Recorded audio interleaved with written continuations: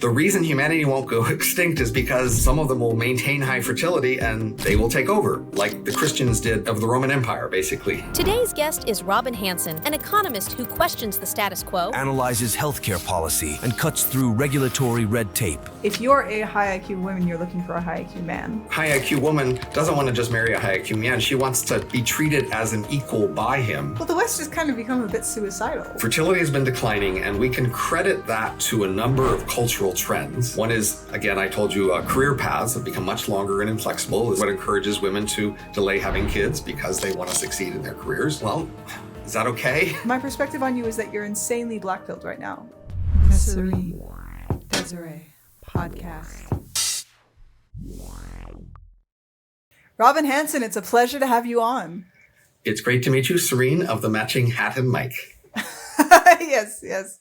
And I have white to match the white background. It was all very much coordinated. Very well coordinated. And in fact, the shirt curls match the hair curls. Yes, exactly. In color and structure. Finally, somebody notices. You know, it just...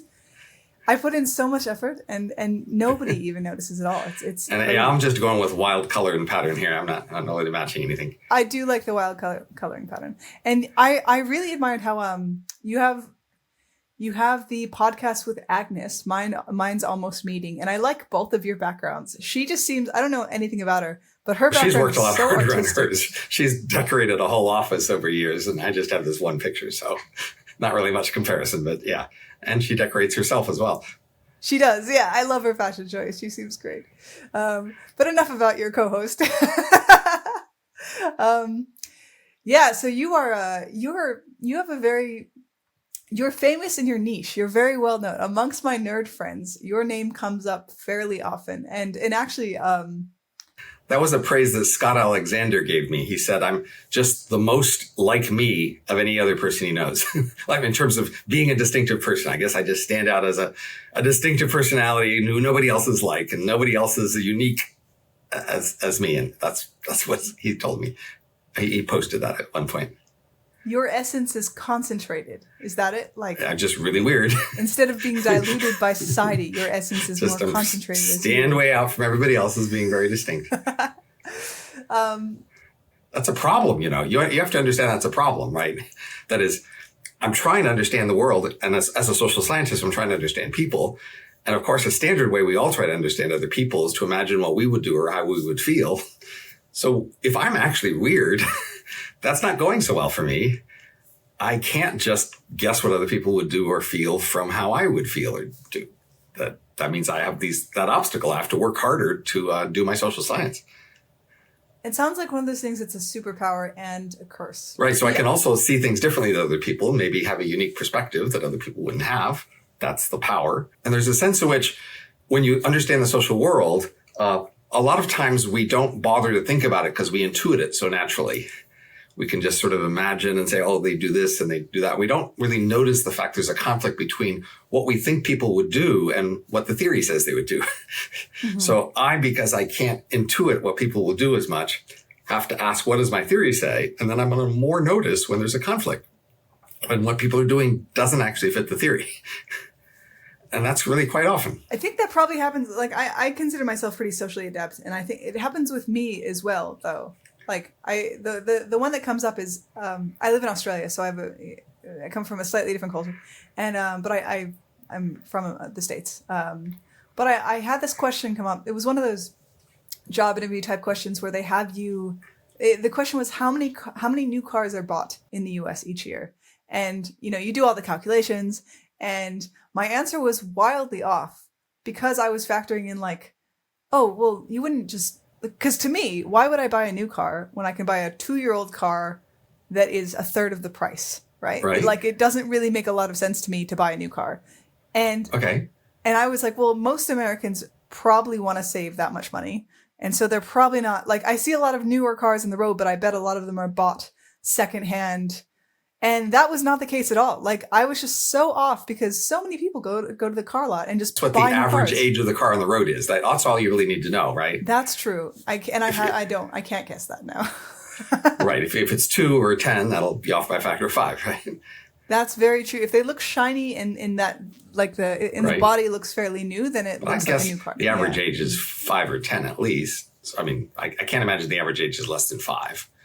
So I would think maybe 10, 15 maybe sounds high for the average age on the road. So 7 maybe is what I'd go with. Depends on where you live as well. I'm in Canberra right now, so the capital city of Australia, which is a lot of government workers, and I see a lot more new cars on the road. So if you live in Detroit, you probably think the average American buys more used cars than if you live in like near MIT, for instance, or the Bay Area.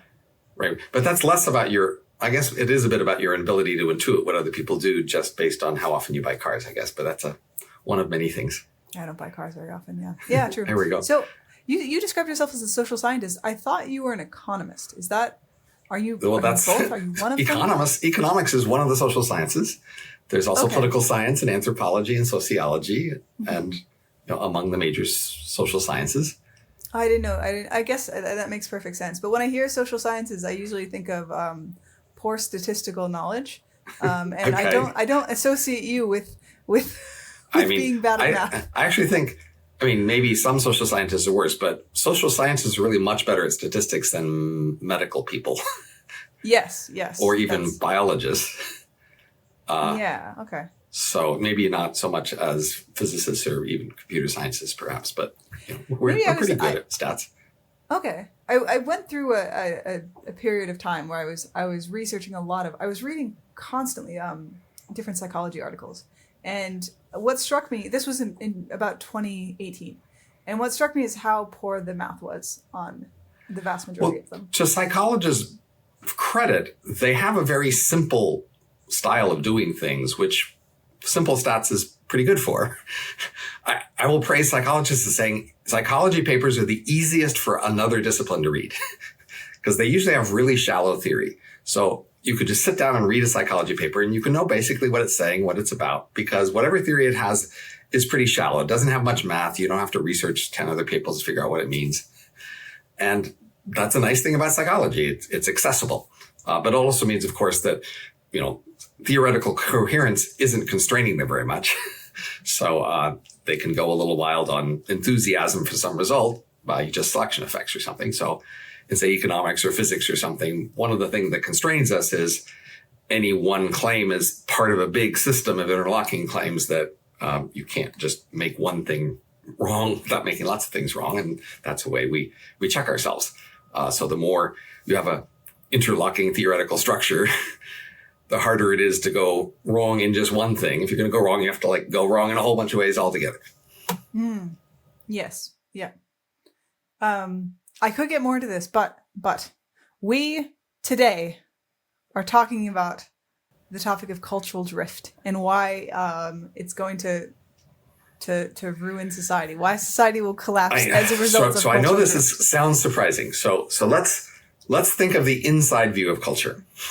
Okay. We are each in a culture, all of our listeners in a culture, and our culture is what we grow up with and we live in, and it feels comforting and safe. Culture tells us what the rules are, what norms are, what's good, what's bad, what counts for status, who we should respect, who we should look down on. It tells us roughly the order of our lives, what the major events, the major priorities in each area are. That's what our culture is, and we live in that culture and we typically accept it and we think it's taking care of us. And if we follow our culture's rules and priorities, then we'll be okay. That's the inside. And then culture changes. I don't know. We don't quite notice that usually, but then sometimes people can force us to notice that culture has actually changed over time. And the older you are, the more obvious that is. But what we have is people often fight over the cultural changes. And then the winners want to tell a story about how their win was kind of inevitable. They could either tell the story that it's a sort of underlying value we all shared, but we were inconsistent about, and they helped us be consistent about it to consistently express something we already believed, or that their changes are just reasonable adaptations to changing wealth or, density or technology, et cetera. And that, there's nothing that much we should worry about it. That's the inside view of culture. And, from that point of view, when cultures change, we accept the change and we say, must be a good idea. And typically we look to our higher status, most prestigious people because they tend to lead these changes. And they tend to push for and the winners tend to have, more influence than the losers, at least ex post. And we tend to accept that. So for example, maybe the biggest cultural event of the 20th century was World War II. And after the war, we say, well, of course it was right that our side won. That was good. It was good that the world changed in the direction of reaffirming the side that won and slapping down the side that lost, because the side that won was good and the side that lost was bad. And thankfully, we've learned these better lessons. And we say it was always roughly the side that should have won, and maybe always that it would have won, and that the values of the side that won were sort of implicit all along. And if people had only looked more carefully, they would realize they didn't want to be like those bad guys. They'd want to be like us good guys. And this is the inside view of culture that says culture changes, but for the better, and that we're all getting better because of it. And we love our culture. We love our values. And isn't it great? And another thing to notice is that the world has been agreeing on culture more, which warms our hearts as people who love our culture. It used to be world was full of different cultures who disagreed with ours violently often, and they were evil, and all those people over there couldn't listen to us and believe what we would say about the good way to do things because they would be doing something else that would just horrify us. But thankfully, now the world's cultures are merging together. We have, especially among elites, a shared elite world culture of people who feel more tied to this world culture than they do to any one nation. And that's correlated with increasing peace and prosperity and world coordination. What a wonderful world we live in, right? With everybody now agreeing more. And some people have even called this the end of history in some ways, because we no longer have all these long ideological disputes that we used to fight over, because we now mostly agree. Must have discovered the truth. The moral truth, the cultural truth. This is the inside view of culture. Okay, so now let's think of the outside view of culture as a scientist thinking about culture. So the outside view of culture is human superpower. So other animals that have to embody new behaviors in their DNA in order to learn new things, and that's very slow. And humans found a way to copy each other's behavior to learn what to do better.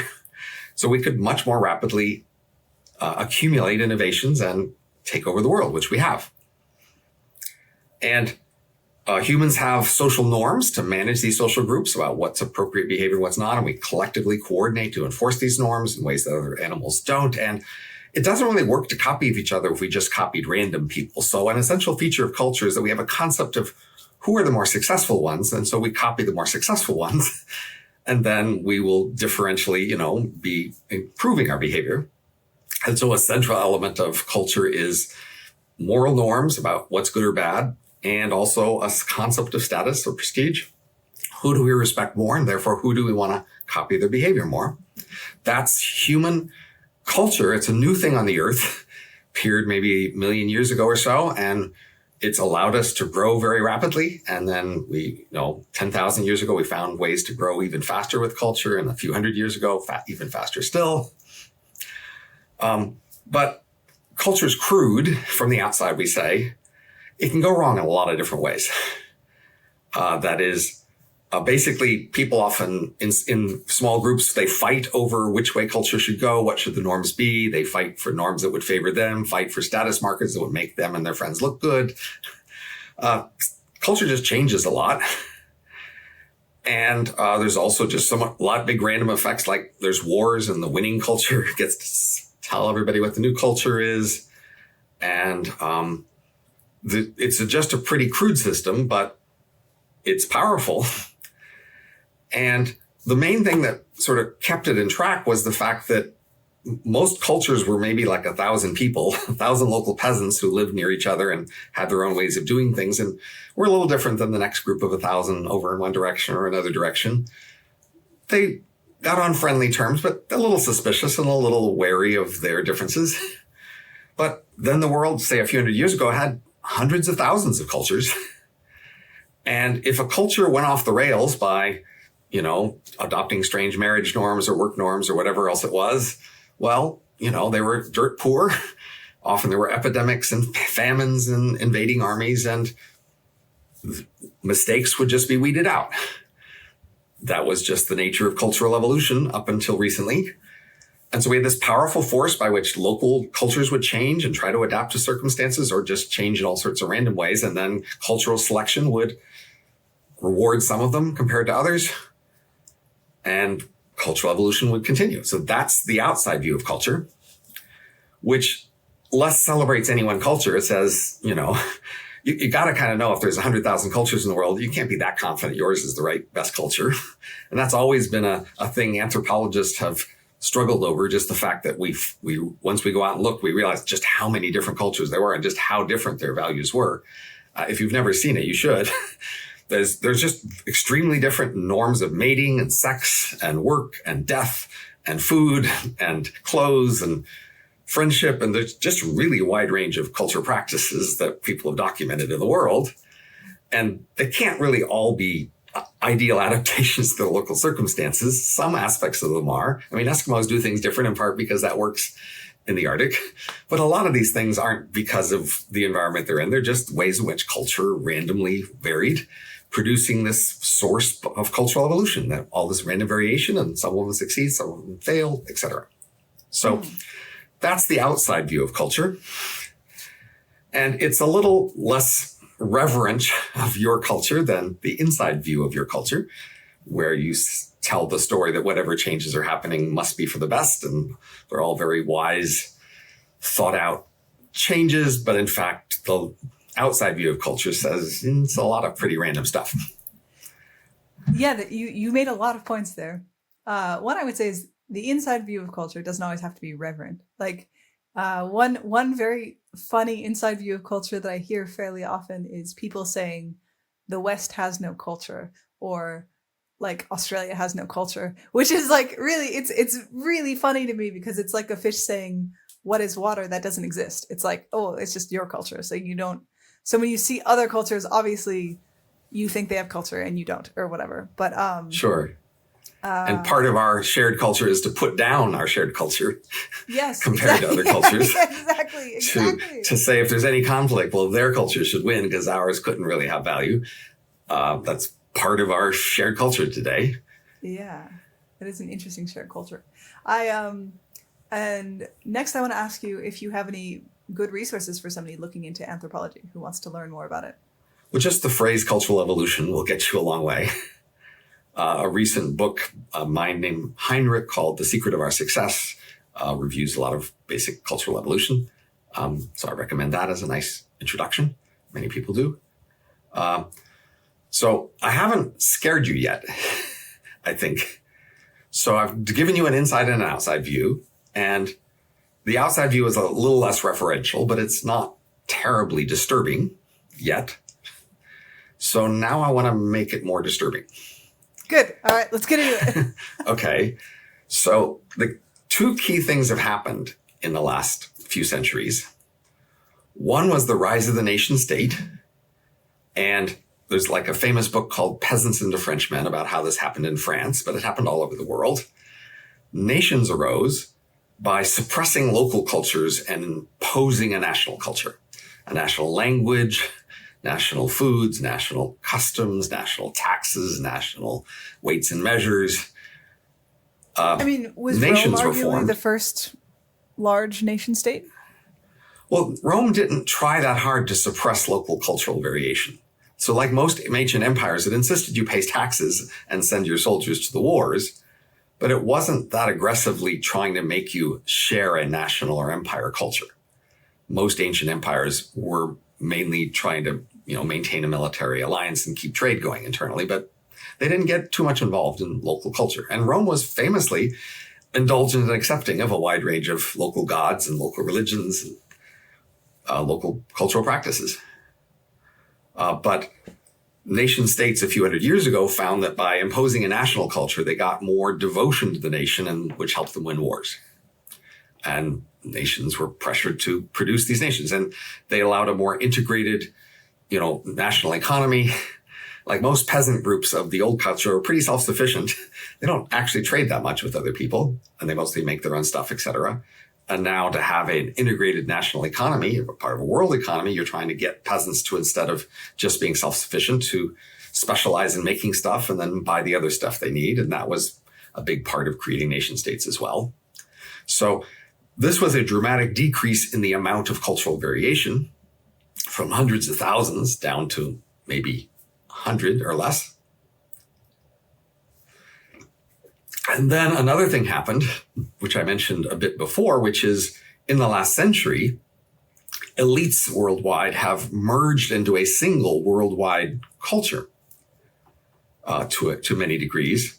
So I'll give you the example. When I meet elites from different places around the world, say Brazil, they tell me the following two things. One is that people from their place have some unusual features that the world should value. Whatever it is, they are proud of their country's unique features and they think we should see a value in it. They also tell me that they themselves personally will fit in just fine in any elite group and have no distinctive features. They would be fine on a committee or in employment or whatever. They are interchangeable elites. That's how they present themselves. So you can see, in some sense, from their point of view, there's this elite culture, and people in elite culture don't actually differ that much. They share pretty similar values in terms of work and marriage and travel and, and then another key piece of evidence is that regulation worldwide is really quite convergent. We saw it dramatically in COVID, but it's also true in many other areas. Most people who set regulatory policy around the world are elites who went to the same elite universities and go to the same elite conferences and agree a lot on policy. So, for example, there's only one country in the world that allows organ sales, which is Iran, and bioethicists are often meeting and lamenting that and saying, how can we pressure Iran to go along with the rest of the world and what we think is obviously the best policy, which is not to allow organ sales. Mm-hmm. And this is just true in a wide range of cultural areas. So in some sense, there are a lot of local cultures among non-elites and then more of a world culture among elites. So we've had an enormous reduction in variety of cultures. That's a key thing, which isn't scary yet. Okay, so far, I've given you the heartwarming local view of the inside view of culture, what culture feels like from the inside, a warm family embrace.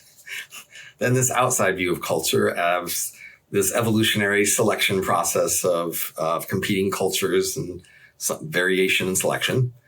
And then I've told you that in the last few centuries, we had a massive reduction in the variety of cultures. And so you might think, okay, so what? So now let me tell you the story of corporate cultures, firm cultures. So most firms have a culture, and that's a big part of it, how they succeed or fail. That is, most capital in firms at the moment is what's called intangible capital, not buildings or machines, but basically features unique to that company, most of which is culture. So firm culture is a major determinant of firms succeeding or failing. And as firms get older, it turns out they grow less and their culture seems to decline. And the main source of innovation in the world is that new firms replace old ones. Innovation within firms is actually less than innovation of new firms replacing old ones. So yeah, I read a book about Amazon recently, the Bezos letters, and I think one of the keys to his success is he encourages innovation on a small scale throughout Amazon.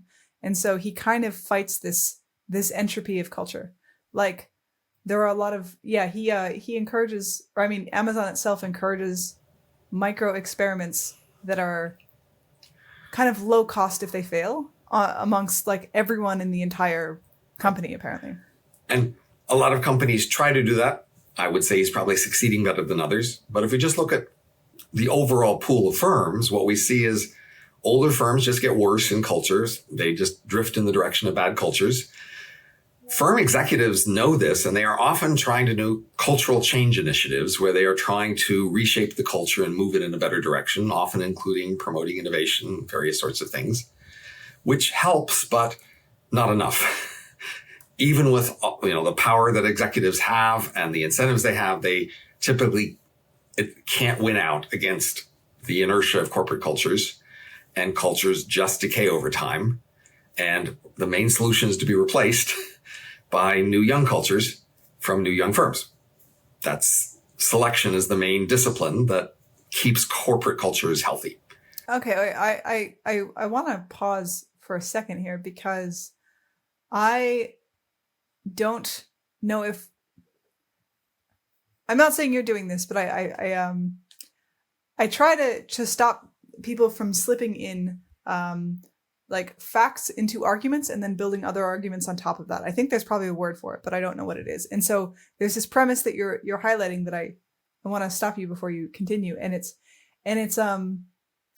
so first of all, larger cultures get worse. I don't know what that means. And then also the only thing to do is to get replaced. And it's interesting because older cultures getting worse, but like, I don't understand what worse means, right? Because I mean, and we have old businesses, right? Like Disney is a fairly old business. It's not 1,000 years old. So maybe you're talking about old in a larger scale. The average duration is like 15 years though. Yes. And if you look at, say, the S&P 500, if you go back a few decades, almost all the countries on the S&P 500 no longer are on the S&P 500, no longer exist. So if you just take a large sample of companies, you will find high rates of turnover. So there are a few exceptions, but again, if you just go look at the list of the S&P 500 in 1970 or something, you won't recognize most of the firms. I see. Okay, so cultures as they get older get worse, and the definition of worse is like evolutionary worse, like they don't survive. Right. Exactly. For firms, we can think of the evolutionary function as profitability. If they can make profits and grow profits, they can survive and exist. But if they start losing money, then they go away. So by that metric, it's an outside view metric. It's an outside metric. Like the employees might have been very happy with their culture as it evolved, and they might have loved it. So from an inside view, I'm not saying they were failing. Yeah, it's just an evolutionary metric. It's not worse. An outside evolutionary metric. Okay, exactly. Yeah, but it's important to see that difference for the inside view versus the outside view, because that'll matter when we get to larger macro cultures that we're in. Yeah, okay, because that makes perfect sense. Because if older companies and larger companies, larger companies obviously dominate, so it's not. But it takes time to become large. Yeah. So as they get large, their cultures also decay, which also limits how large they can get and how long they can last. Okay, great. Yep. Okay. Okay, so firm cultures just consistently decay. And we can think about those two levels of innovation in firms. There's innovation within firms and innovation between firms. And innovation within firms actually matters less than between firms. So say if you had an idea for how to do sales or something in your firm, you could, if it worked out, you could show other people and they might copy it. But you would have trouble spreading that innovation to another firm. It'd be easier to spread it within the firm. And once you got to the firm boundary, it would be harder to get other people to try. And so for that, you might think a few big firms would support innovation because innovation spreads more easily within a firm than between them. But in fact, there's other kinds of innovations, the kind of innovation that's in features that are kind of constant across a firm, where the whole firm shares that feature. And that kind of innovation only happens when some firms replace other firms. And that innovation matters more. This innovation of firm structures, of firm cultures matters more than the innovation within firms. So it's something like that's kind of the innovation of competition, right? Right. Well, there's competition within a firm in the sense of if you invent something in the firm, you can get other people to copy and the firm will learn. But then there's a competition of firms with each other. Okay. And a similar story I can tell you about species. So there are species in biology, and if one member of a species gets an innovation, that innovation can spread within the species through mating, over generations, but it'll be harder to spread that innovation to another species. Innovations are stuck within species. So you might think that that would mean that a few big species would help innovation in the world, because whatever innovation shows up within the species, it can spread within that entire species. But in fact, innovation is stronger in biology when there are fewer smaller species, because it's innovation of the thing that a whole species shares that's more important. So like a whole species could share a certain body structure or a certain mating style or a certain life practice, and then it's hard for members of that species to deviate from the plan of the species. And those things get more innovation when you have more smaller species. I don't understand what you mean by that. So, example, yeah. Well, just give you an example. In the ocean, habitats are large. There's big areas of the ocean where similar sorts of fish or whatever can live. And so the species can be large, because if they survive in one part of the habitat, then they can spread to the other parts of that same habitat. So species can be large, you mean has a large population? Many members, right? Large population, exactly. Mm-hmm. On land is more fragmented. There's hills and valleys and rivers and deserts, etc. So species have smaller spaces where when they get to the edge, the habitat is just different. And if they survive in one place, they can't necessarily go there. So the nature of land is to fragment the environment, which produces smaller species with fewer members, smaller population. And that means the evolution on land is about more species, each of which has fewer members, versus in the ocean, there are fewer species, each of which has more members. And this is even more true in rivers or in rainforests, tropical rainforests at least, that the space is fragmented into lots of smaller places that you can't, get out of. And innovation has been much stronger on land than in the ocean, and even stronger in rivers and rainforests because of this fragmentation. So that again says evolution of species matters more than evolution within species. And it was the same for firms. Evolution of firms matters more than evolution within firms. So having more smaller firms is actually better for innovation, because you get selection of the firm culture, of the thing that firms share that makes them distinctive from other firms, even though you get less of the evolution within a firm of sharing an idea within a firm and having it spread within the firm. So to abstract to the cultural idea of people, is the hypothesis that you're putting out here that because we have this giant nation state, like we don't just have America, we actually have the West. Like Australia is pretty similar to America, Canada's pretty similar to America, England, all that. And now like even third world countries are adopting this Western attitude, because we have this giant, like, I don't know, it's not really a nation state, it's kind of like a cultural nation state, and it's very a large culture. We have fewer larger cultures in the world today. So we are disincentivizing innovation at a massive scale. Of cultures rather than within. So we are doing wonderful at innovation within our cultures. Because we have this large shared global economy, we are doing wonderful at innovating the sorts of things that are allowed to vary within our culture. Different kinds of music, different kind of clothes, food, machines, etc. We are having spectacular innovation of those things. The kind of things can vary within a culture. Innovation within our culture is doing great because we've made these large cultures. But what we should predict is innovation of cultures, innovation of the features that cultures share all the way across the culture. We would have much less of that today than we used to. Innovation of features that the culture... I don't understand what you mean by that. Can you give me an example of one of those? Yes, because I want to apply this to fertility. So fertility has been declining, and we can credit that to a number of cultural trends that are pretty widely shared across our shared culture. So, for example, we have much longer, inflexible career paths. We have a norm of capstone as opposed to cornerstone marriages, which changed over since I was born. Can you define that really quick? Sure.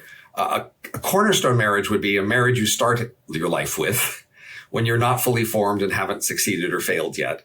And then you, with a partner, try to form yourselves and succeed or fail.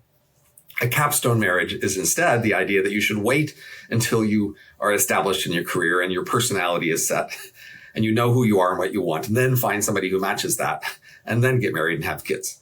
And that's more the norm today. Whereas when I was born, it was the opposite norm.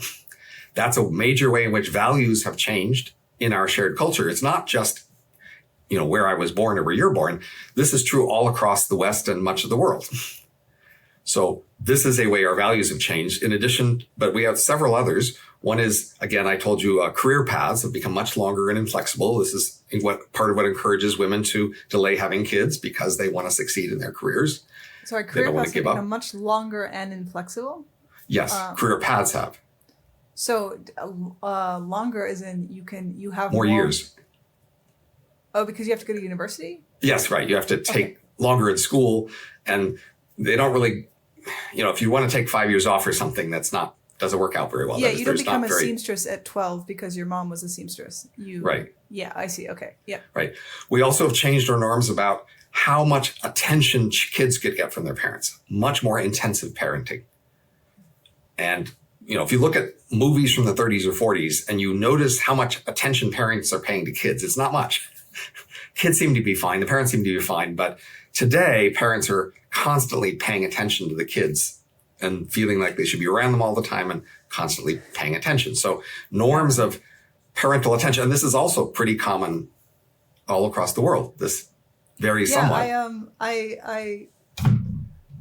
You're making me recall. You're having me recall some sort of I think it was I saw some sort of murder documentary or podcast or something, and it was from the 1800s, 1850s, and it was about this 3-year-old that got killed, sadly.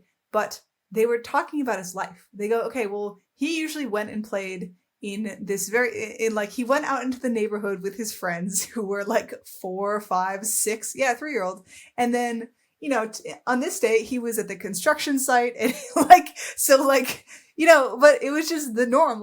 The kids would leave and then wander around the neighborhood and just play all day. And I mean, maybe not all day, but a lot of the day. That just wasn't 1850. That was even when I was a child. I spent a lot of my child wandering away from my home in canyons and various places, which my parents didn't know where I was, or they certainly weren't following me, and they weren't making sure it was all safe. So that's really big changes in our culture. And there are changes worldwide. That's the thing to kind of notice. We have a lot of these features. And so because they're moral norms, we find it hard to disagree about them, to have variation. So if if there's another kid in your class whose parent seems to be ignoring that kid, you might report them and report them as, city services or something, or, complain that they are neglecting their kids. Oh, literally. If you saw a lot of people, if they saw a 5-year-old wandering around the neighborhood, they'd call the police. You literally cannot let your 5-year-old wander around the neighborhood. So the key point is that makes this culture. That is, it makes a thing that is hard to vary within the culture. Once a culture has a norm about these things, people kind of have to all do it together the same way. That's what's distinctive about a culture. And we have a lot of these things. That's what you might not notice. We have a lot of these norms about how we should treat other people. So gender equality is another big set of norms that are pretty widely shared and are pretty important for fertility. So now you can realize, gender equality induces us to not want to assume that women would be homemakers while men were working or something. That you want to make sure that women have the option to do working if they want, and they do full career preparation to prepare for themselves if they want. And that certainly, if not for that, there would definitely be a lot more fertility. Yeah. Well, women's education seems to be strongly associated. Right, it's mixed up together. I mean, they're both part of it, right? But yes, but we're educating women for a career. If we were educating them to be homemakers, it would be a different education and wouldn't be as much of a conflict. Most education is educating them for a career. Not only educating, but I don't want to say indoctrinating. That's not quite it's a bit of a hostile word, but we're teaching women. Women are being taught to prioritize career. This is the most important thing. Schools imprint culture, and it's really important to notice that we insist on having shared government schools that make sure we all get imprinted with the same culture. And there's not alternative views presented at school. There is the official cultural view pushed down kids' throats when they're very vulnerable and impressionable. And we do that for 18 years. We require them to go through for 18 years to all get the same shared culture taught to them. It's very strange to me that there aren't more schools that have different ideologies or beliefs. Like, you can't just decide to go to a more free range school. I mean, maybe you can if you're really rich and you can move and... The high level thing to notice is this is what it means to share a culture. Yeah. Okay, so what are the other factors? So these are cultural factors that are discouraging fertility. So again, long inflexible career paths, more intensive parenting, gender equality, capstone versus cornerstone marriage, and less involvement of grandparents. Like in traditional societies, you wouldn't move away necessarily when you got married and had kids. You could live in the same family estate, and you would get a lot more help and control by your grandparents. That is, grandparents would maybe pick your spouse for you, tell you what job to take, and be a lot more involved in parenting. But it also made it easier to be a parent when now you have to sort of go off and make your own household and handle the kids all by yourself mostly, which is hard. So when it took a village to raise a child, in fact, it was easier to raise a child. That's also a thing. It's not, grandparents are huge, but there's also aunts, uncles, and friends. Right, exactly. But much less of that too. If we all lived together in a big family compound, all of those people would be around and they'd all be helping. Yeah, I imagine if you and your friends, like as a woman, if you and your friends all have kids together, you probably say, "Oh, can you take my kid?" And then I'm going to go and sleep, and then I will take your kid, and you can go and sleep. Right. Yes. Yeah, it doesn't happen. So I mean, this is, I could list it a half a dozen factors, but I would like to actually hear the more factors. I'm just curious. Right, but the important thing to notice is each of these is cultural in the sense that it's hard for locals to deviate. That is, it's a norm shared by the larger community, and it's hard to individually defy these. So they are part of culture rather than within culture. They are features of culture. They are pushing for lower fertility. And they are things that have changed a lot in my lifetime. There's another factor. It's a little bit more hard to put my finger on, but it's when I talk to my friends about why they aren't having kids. I talked to somebody recently and he said, well, because it's so expensive to raise kids, which in the 1800s or in the 1930s, people had 10 kids and they were divorced.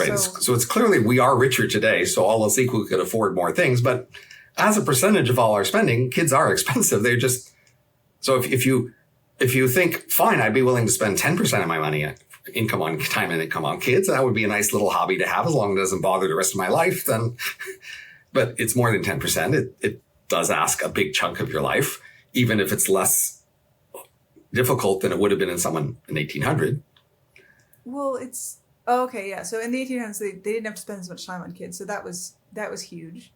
But they still spent a fair amount of time on kids and raising them, but still, our intensive parenting norms definitely are making having kids more expensive, time-wise. I would say back then, kids were more expensive in terms of percentage of income, I would assume. Yes, I would think so too. Yes, in terms of income. Yes, in terms of income. And so maybe even time. People are talking about kids being more expensive now, but they were actually comparatively more expensive in the past, I would say. Right. But I think rather than just listen to the words, the thing to notice is culture is complicated. It has lots and lots of elements. And their culture is basically not prioritizing kids. And from their point of view and their culture, they see that would be a big expensive thing and it wouldn't win me the other things proportionally that I want, that my culture tells me I should want, that I'm entitled to for my life. That's how they're seeing it. And that's what a culture does. It tells you which parts of life are more important and which things count more for status and what the typical life plans are and what you should feel entitled to. Those are things cultures tell people. So the first idea is that culture is a big, complicated thing. There's a lot of things in it. And I think people don't quite notice that. But as we itemize them, as we go through one by one, you can start to see just how many things your culture is telling you about what you should value and how you should live your life. It's a lot of things.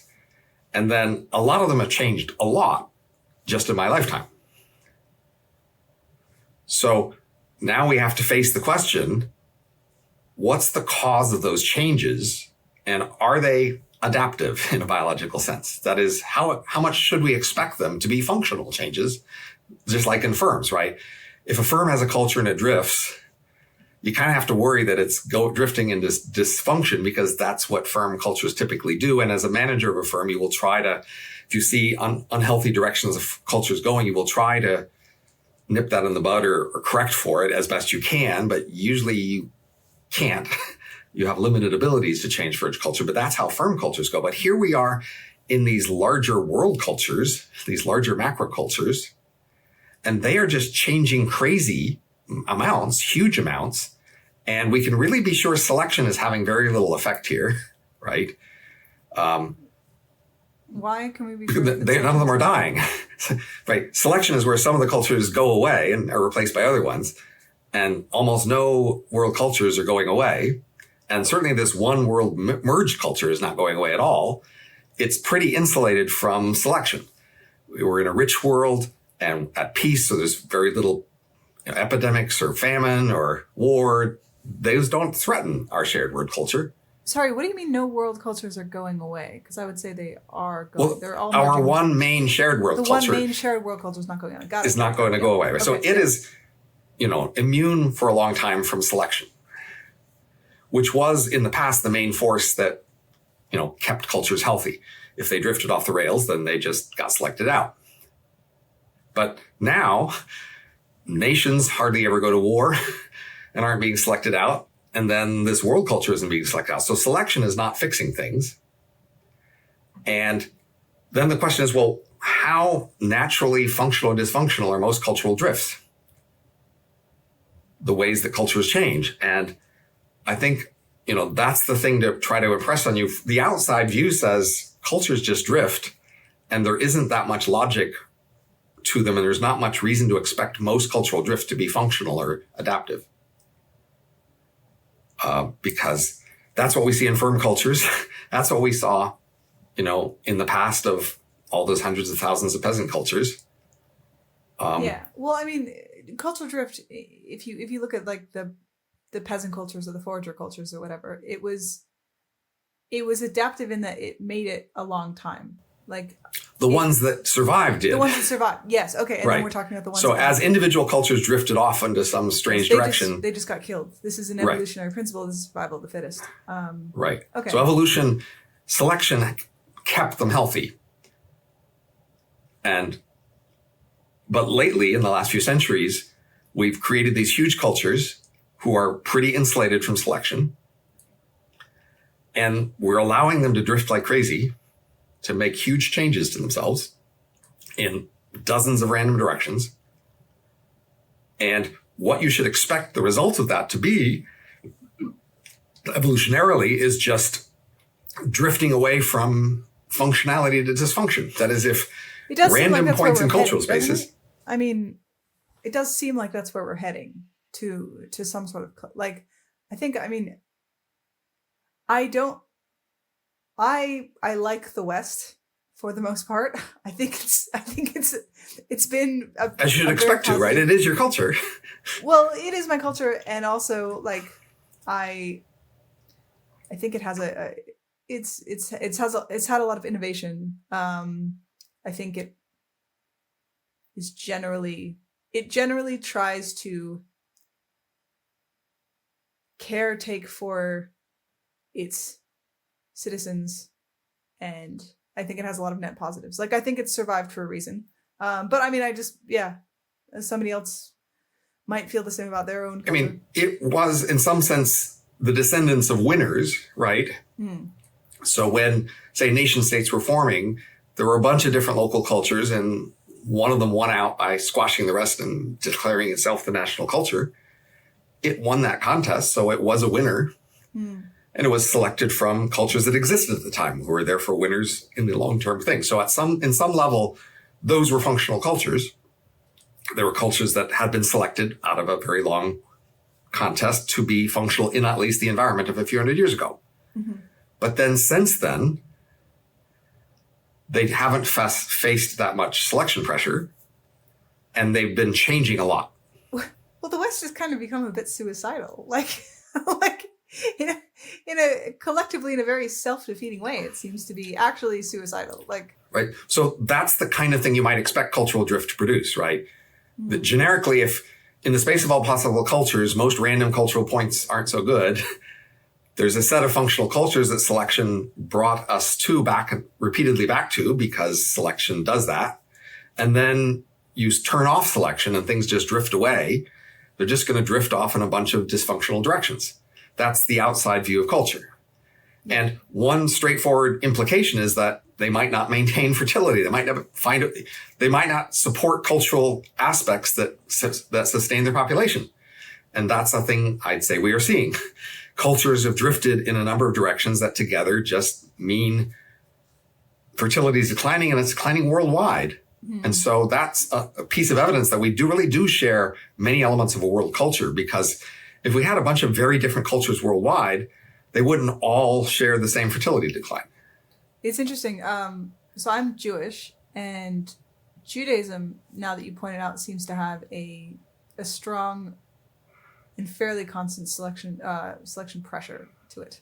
I don't know about selection pressure, but there's a fairly constant pressure on it. Right. So there's certainly an element of just feeling embattled, and that maybe encouraging people to sort of do things that would protect an embattled culture. And that may be why they have higher fertility than most. So, Israel fertility, is in fact the nation with high fertility that's rich. The highest fertility of rich nations is in Israel. Higher fertility, it's among not, rich nations. Well, yeah, no, I'm talking about Judaism though. It does have higher fertility, but also it isn't culturally suicidal in general. Like Jews Less so. aren't. Yeah, Jews generally. I don't hear a lot of Jewish people being like, people in the West are like, oh, we're colonialists. We're essentially thinking that we're evil as a culture, and Jews don't generally have that perspective about themselves. So if Israel would be less embattled, if it was more secure and they could just go on for several centuries in a secure place, doing whatever they want, they probably would drift off into low fertility and dysfunction.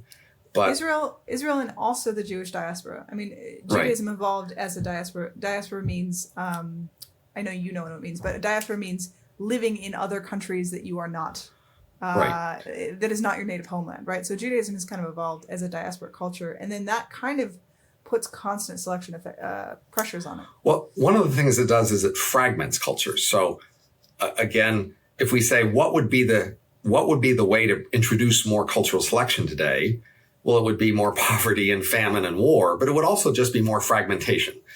Lots of little subcultures that can locally be different would help, and that's what a diaspora does. Yeah. So Judaism is the diaspora cultures are different. They are certainly different, and they were different in the past, but they didn't drift as much as you would assume they would, having been separated for 2,000 years. Like, because there are a lot of books that they were based on, like the Talmud, and they they kept a ton of very specific rules. So if we just focus less on Israel and Jewish culture, if we just ask who in the world is managing to defy the world trend against fertility, our theory would predict it would be the most insular, fragmented cultures. Because they would have a variety of different local cultures that could evolve independently of the world culture. And some of them would produce high fertility, and then they could maintain that because they're insular. And in fact, the Amish, Mennonites, and Haredi Jews are the ones in the world who are maintaining high fertility, and they are famously fragmented, insular cultures. Yep. And that's exactly what this problem of cultural drift predicts, that the problem with the rest of the world is they just have too few cultures. If you just had many cultures that were each insular and fragmented, then within that, some of them would succeed in being functional, and selection can act on that. So, I mean, it's interesting. I think of this a lot. Like, so not in terms of fertility necessarily, but EA, effective altruism, which is something that you're, I don't know how closely you associate with them, but they certainly talk about you a lot, which is an EA, I would say, just for people who don't know, and comment about your opinions on EA. but it is. I would say it's kind of a collective ideology. It's not necessarily one organization, but it's a kind of collective group of people who have this perspective of how do we maximize good. One perspective is how do we get the most value out of a dollar in terms of minimizing suffering, and then like where can we put our money so it does the most good. And I think that EA really neglects this specific area, and that is helping cultures become more insular. So for instance, like, yeah, well, I mean, EAs are mainly populated by top school graduates who are really quite eager to be part of world culture. And in fact, say compared to the rationalists who they're adjacent to, they are much more concerned about ever associating with anybody who looks a bit weird or unusual because they really crave the validation of high status credentials and associations. yeah. And so they are very centered in world culture, and they are not at all interested in defying world culture or separating themselves from it. Yes, but so for instance, if and I see this in Judaism a lot, and I think one of the best things you could do if you wanted to help other cultures or help groups of people would be to mimic Judaism in a lot of ways, like so, and to help them mimic Judaism in a lot of ways. So, for instance, Jewish food, Jews keep kosher, most if they're religious, and what kosher is well, instead of sending all your money to China and buying food from there and bringing it back, so China gets your money, what you're doing is you have a factory, and then a Jewish person watches over the factory, and a Jewish person kills your meat. And so even if your money is slightly dispersing, it's oftentimes going back into the community. And there are all these ways set up so your community is supporting itself. So I've come to this view about cultural diversity only in the last month or so. So I can easily remember and channel the alternative view, which I think is what most EAs have, which is what most economists have. If you don't think like shared culture is that big of an issue, you focus on having a shared economy. And our shared economy is more productive when we integrate into a larger world economy where we each specialize in doing the thing we're best at and buying the other things from other people that they're best at. And fragmenting the world into lots of little artificial local economies is dysfunctional from the point of view of just simple efficiency of trade and production. Yes. Okay. I'm glad you brought that up, because that is correct. But that is not the most important thing in my mind all the time, right? So right, but that's the thing that's what we're trying to talk about here to make clear to people, because that's, again, until a month ago, I didn't get it either. and I'm 64 years old, so like it's been a long time. So most economists, you think it would be good if the world was at peace, if the world could understand each other, shared language, shared background, and then specialized, like we moved people around the world wherever they were most productive. We bought stuff from wherever it was the most productive. Mm-hmm. That would be the way to have a rich world economy. And that makes sense if you're ignoring culture. And I did ignore culture because I didn't realize how powerful it was or how arbitrary it was and how dangerous it was. That's the thing I've come to realize is just culture is this autonomous power that tells everybody what they want and then randomly wanders off in random directions. And if you just follow culture to its random directions, it'll take you down. It'll take civilization down with you, and your descendants will fade away by trusting culture. That's the terrifying thing. But it's this thing we all instinctively trust. It's motherhood, apple pie, and, a warm hugs from family. That's where we get culture, right? And we treasure that. And so it's really hard to distrust it. I want to continue on the little spiel I had, because I think I said about half of it. And I think in response to I think what economists are doing is they're probably prioritizing economic growth as the first and most important thing. And maybe not the first and most important, but one of the most important things, right? And I would say I don't think they even see themselves as prioritizing. It just seems like you can have this at no cost to anything else, so why not take it? They don't see what you're losing by getting it. I see. Okay, they don't even see what you're losing. So that's the thing to make clear. What are we losing by sharing a world economy, sharing a division of labor, having a peaceful exchange, understanding each other? This has always sounded like great. Mm-hmm. What do we lose? Yes. So Yeah, I think what we, and it's not to say we shouldn't do any of that. It's just like I think we're on one end of the spectrum, and we need to lower it. So there's this kid, or a guy. He's a man. His name is King Randall, and he lives in Georgia or something. And he's this African American kid or guy, and his neighborhood has this plague of fatherlessness, and he lives in quite a poor neighborhood. And so what he is doing, which I think is amazing, is he runs a school to teach young men how to be competent adults. So he teaches that, and it's amazing. Like, you watch the videos and it's like they're in the military. I mean, he lines them up. He teaches them basic things like, improving their literacy and their writing and their essay writing, their debating skills. He teaches them how to the school teaches them how to fix cars, how to, work in various trades. Like, it essentially gives them community, massive community, and massive, they feel like they're part of a community. They feel like they owe the community. It gives them this fatherhood presence. And so, you know what they're going to do? Those guys, they're going to, when one of them has an issue, or one of their wives or kids has an issue, that community is going to help the wives and kids. Like, I think we need far more of these. Right, but if you want to look at it from like the outside point of view, if you say, oh, but if you teach them, they'll have to stay in this one town for the rest of their lives in order to take advantage of this community, and they shouldn't leave the town, they would be betraying it, then we'll say, well, we will limit the ability to have specialized labor there. They won't be able to go to the best place in the world for their skills or something. They will have to stay in this town doing only whatever that town's jobs could be offered. And this is a thing people have long looked down on, is small insular cultures which limit people's potential to become who they can be in the world. Mm. And our larger world culture also really dislikes small military schools.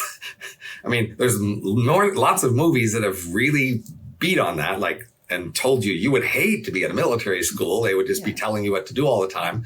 And, that's clearly something our world culture is pretty disapproving of, at least for younger kids. I mean, maybe when you're 18, it's okay to join the military, but not when you're 5.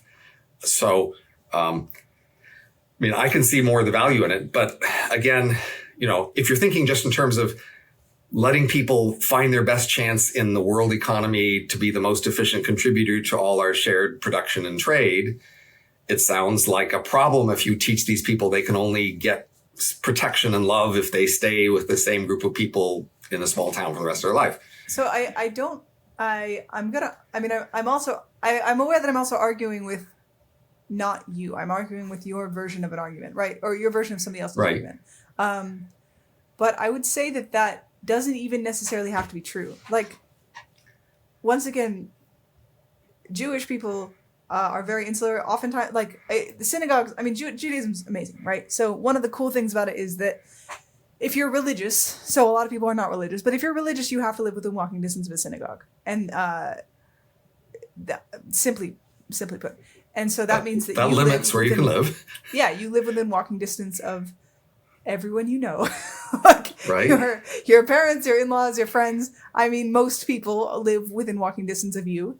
And so you do business deals with people you know. And then they've known you since you were a child oftentimes, and they know your character. And so they'll invest money in you in a way that a stranger might not invest money in you. And they, like, they'll teach you things in ways that, like, you'll just learn things at the dinner table. Right. And, like, but that will come at a huge cost, of course, right?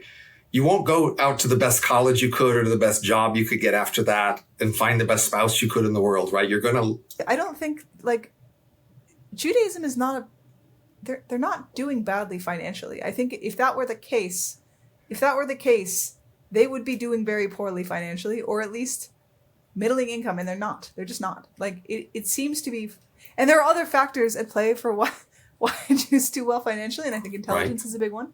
And also how much they care about intelligence and developing skills. But, like, community is not nothing. The question is, what kind of communities do you want, and what should you get out of them? Well, okay, like King Randall, this guy that's doing this thing in Georgia, I want to say, he's probably, I would estimate that a lot of these guys are very underprivileged. They've gone through hard lives.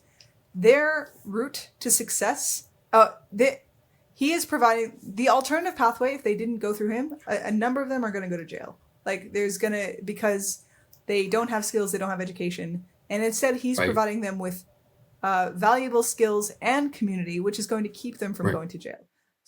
I mean, in place of him, there are in fact many gangs which also offer community. They are criminal gangs, and that's one of the things criminal gangs offer people is community. Yeah, but they go to jail. Like criminal gangs. They still think that's a good price to pay for the community they get from the gangs. Actually, yeah, but I'm arguing that they will be more financially. They'll be better off financially if they join King Randall's program, which is clearly true. Like most gang members are very poor. Gangs do not offer a good livelihood. Right.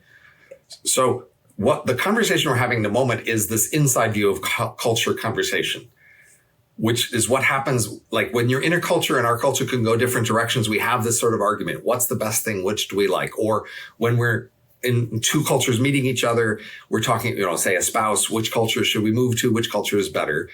Again, we're using the inside view of culture to evaluate these cultures and to decide which culture is more congenial to their values that we have, which came from our culture. That makes sense. It makes sense that people would and should have this inside view and they should pursue it. But my sudden concern about culture is because of the outside view, which says the world needs cultural variety to have cultural selection or civilizational collapse. And that makes me put a priority on variety, even when a culture wouldn't look good to me on this internal view of it's a culture I might want to join or I might want to recommend it. So you're saying even a gang is cultural variety. Right. So I'm actually wondering, how can we have much more cultural variety? Is that even possible? And if I look to the future, I think it's the few places like the Haredi or the Amish or whatever. The reason humanity won't go extinct is because some of them will maintain high fertility and they will take over, like the Christians did of the Roman Empire, basically. The Christians took over the Roman Empire by doubling roughly every 20 years over 3 centuries. And the Amish are doubling roughly every 20 years, and so are the Haredi. And in fact, that's the future. And one thing is to say, well, is that okay? I mean, I don't see another option really.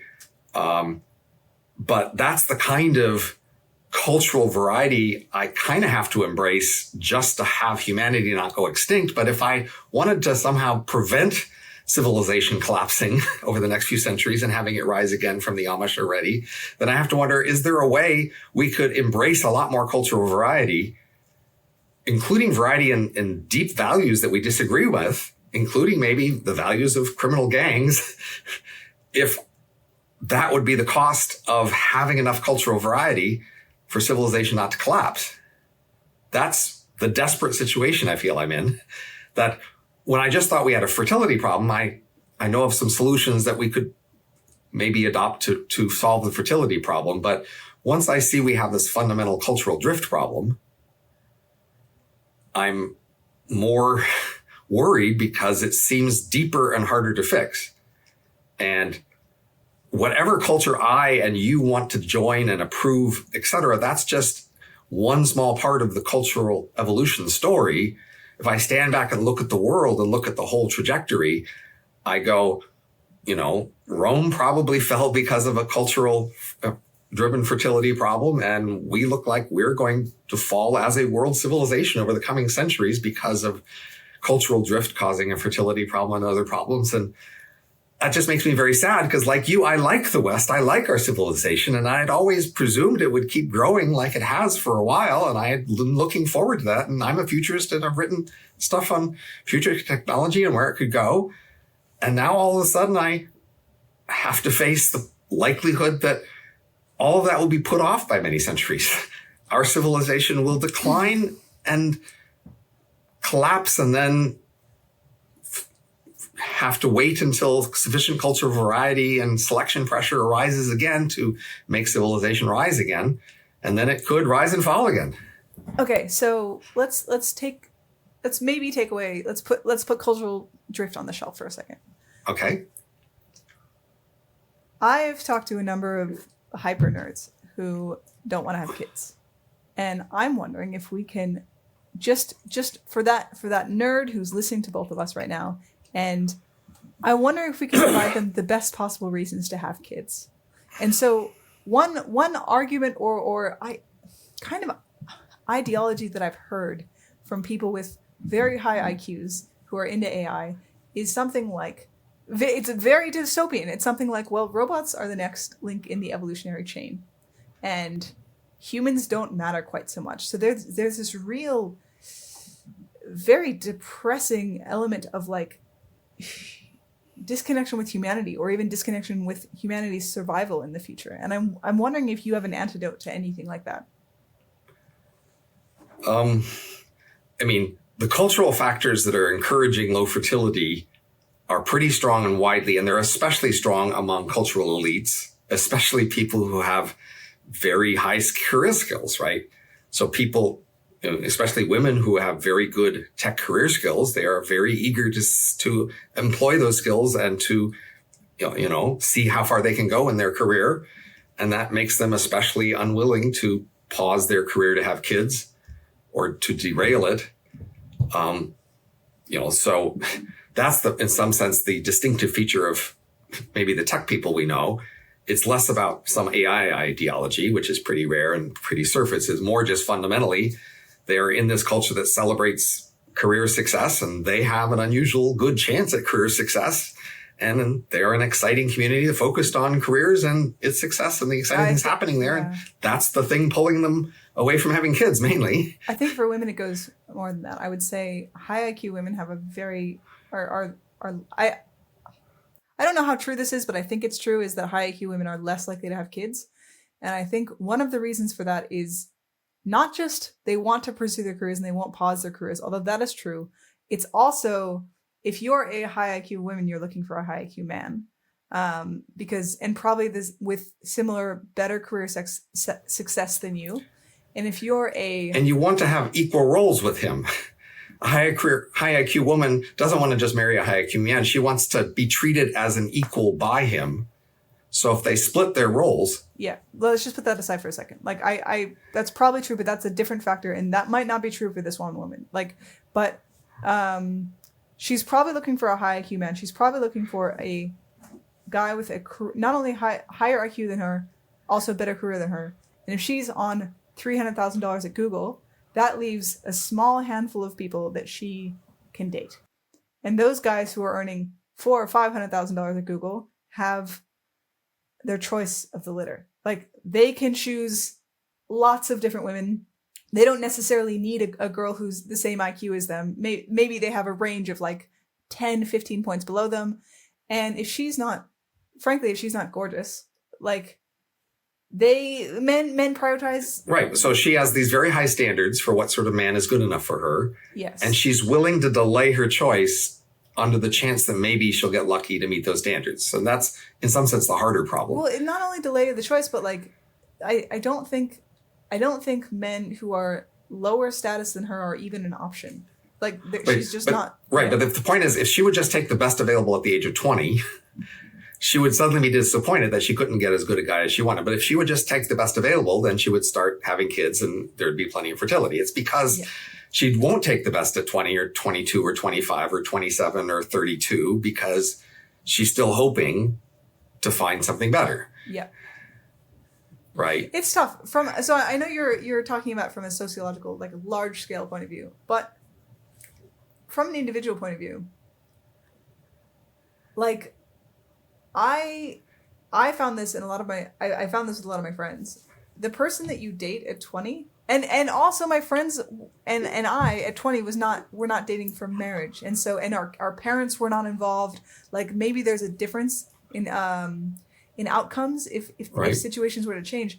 But at 20, a lot of my friends were dating losers, or like they're just not compatible. And at 22, I think my brain was developed enough where I could at about 22, I remember being like, okay, I want kids. Before that, I didn't know if I wanted kids. I was like, I want kids. I want these values in a partner. And then at 25, I found my now husband.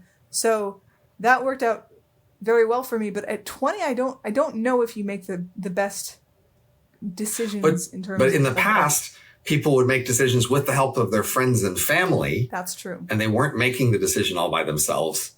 And that made a lot of difference. I think that's absolutely true. I think matchmaking cultures, like the parents make a massive amount of, have a massive sway in the decisions.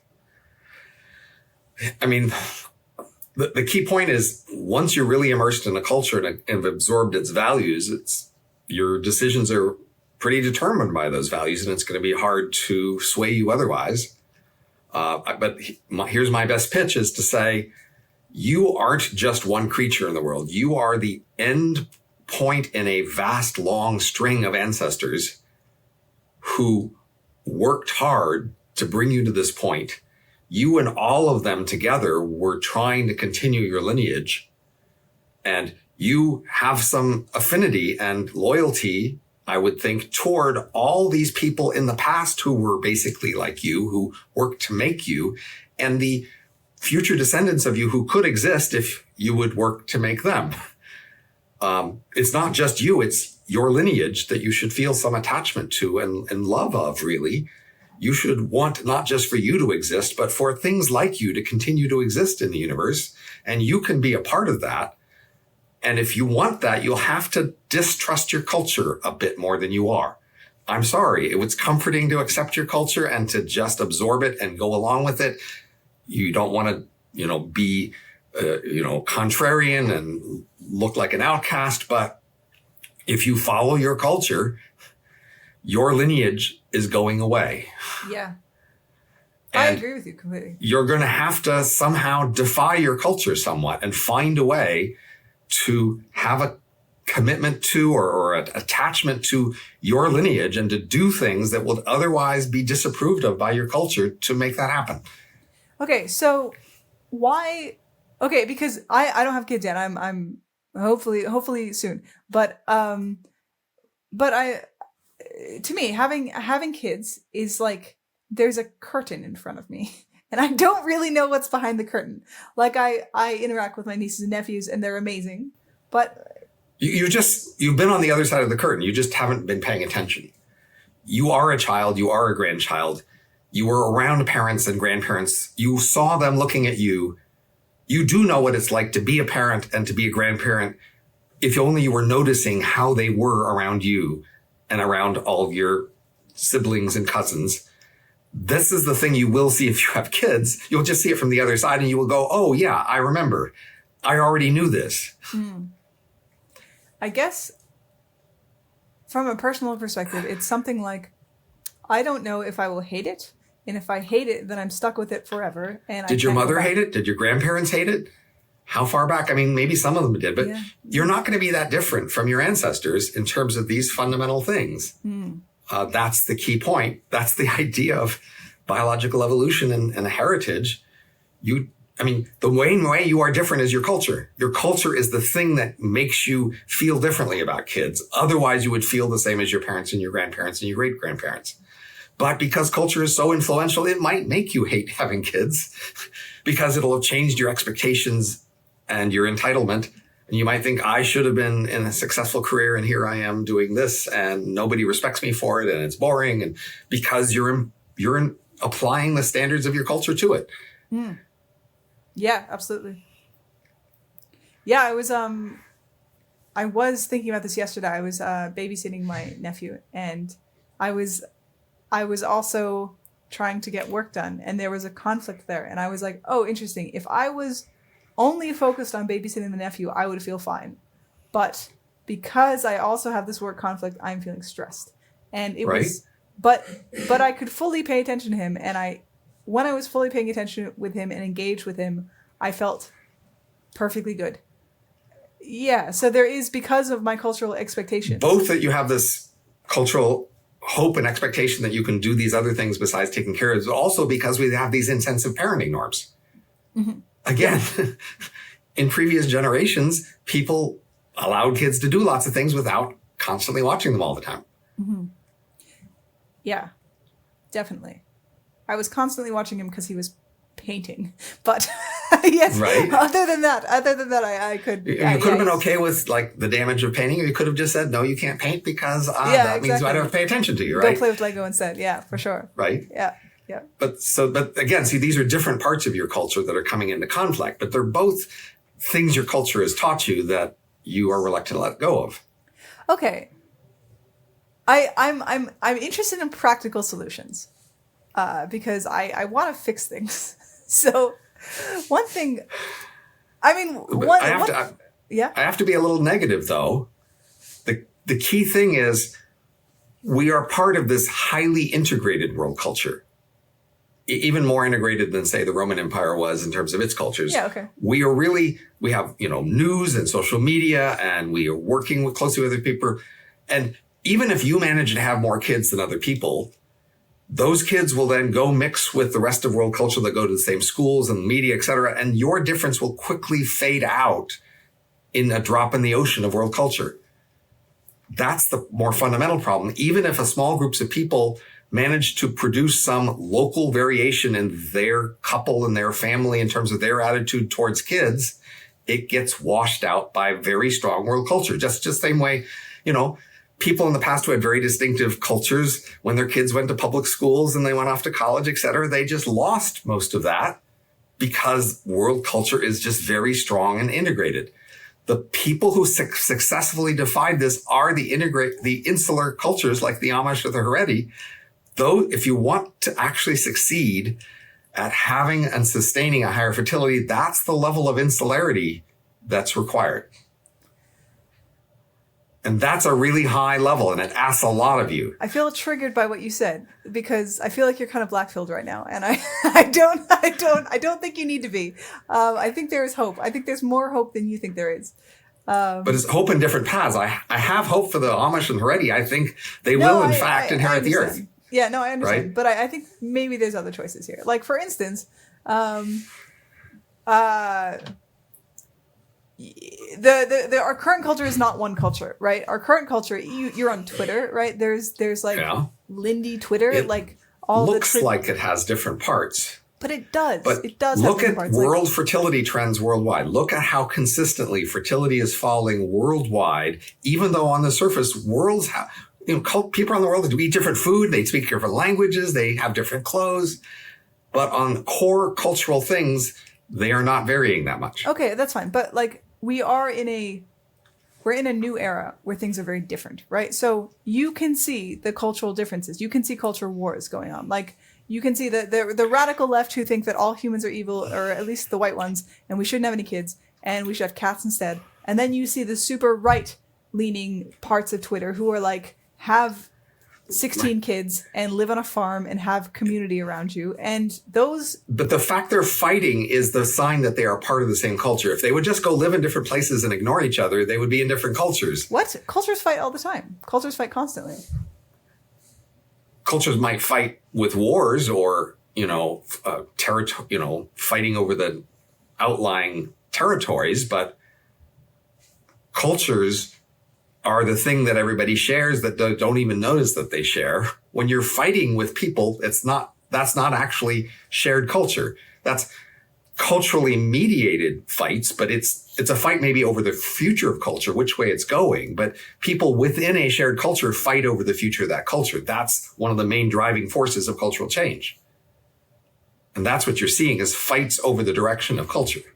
I think you're too black and white here. I'm sorry if I'm being rude. I don't mean to be rude. You're not. Okay, great. Because I might be, but you're not. No, you're great. No, you're awesome. I think you're being too black and white here because I don't think you can. I think this is not a company with specific boundaries. Cultures are very pliable, and so in one way you are correct in that we are part of the same Western culture, and another way you're incorrect because cultures live within the Western culture. I mean, in some ways we are like the Roman Empire, where we have Hispanics who live in America, only speak Spanish, have a very specific, like, probably mostly Catholic culture.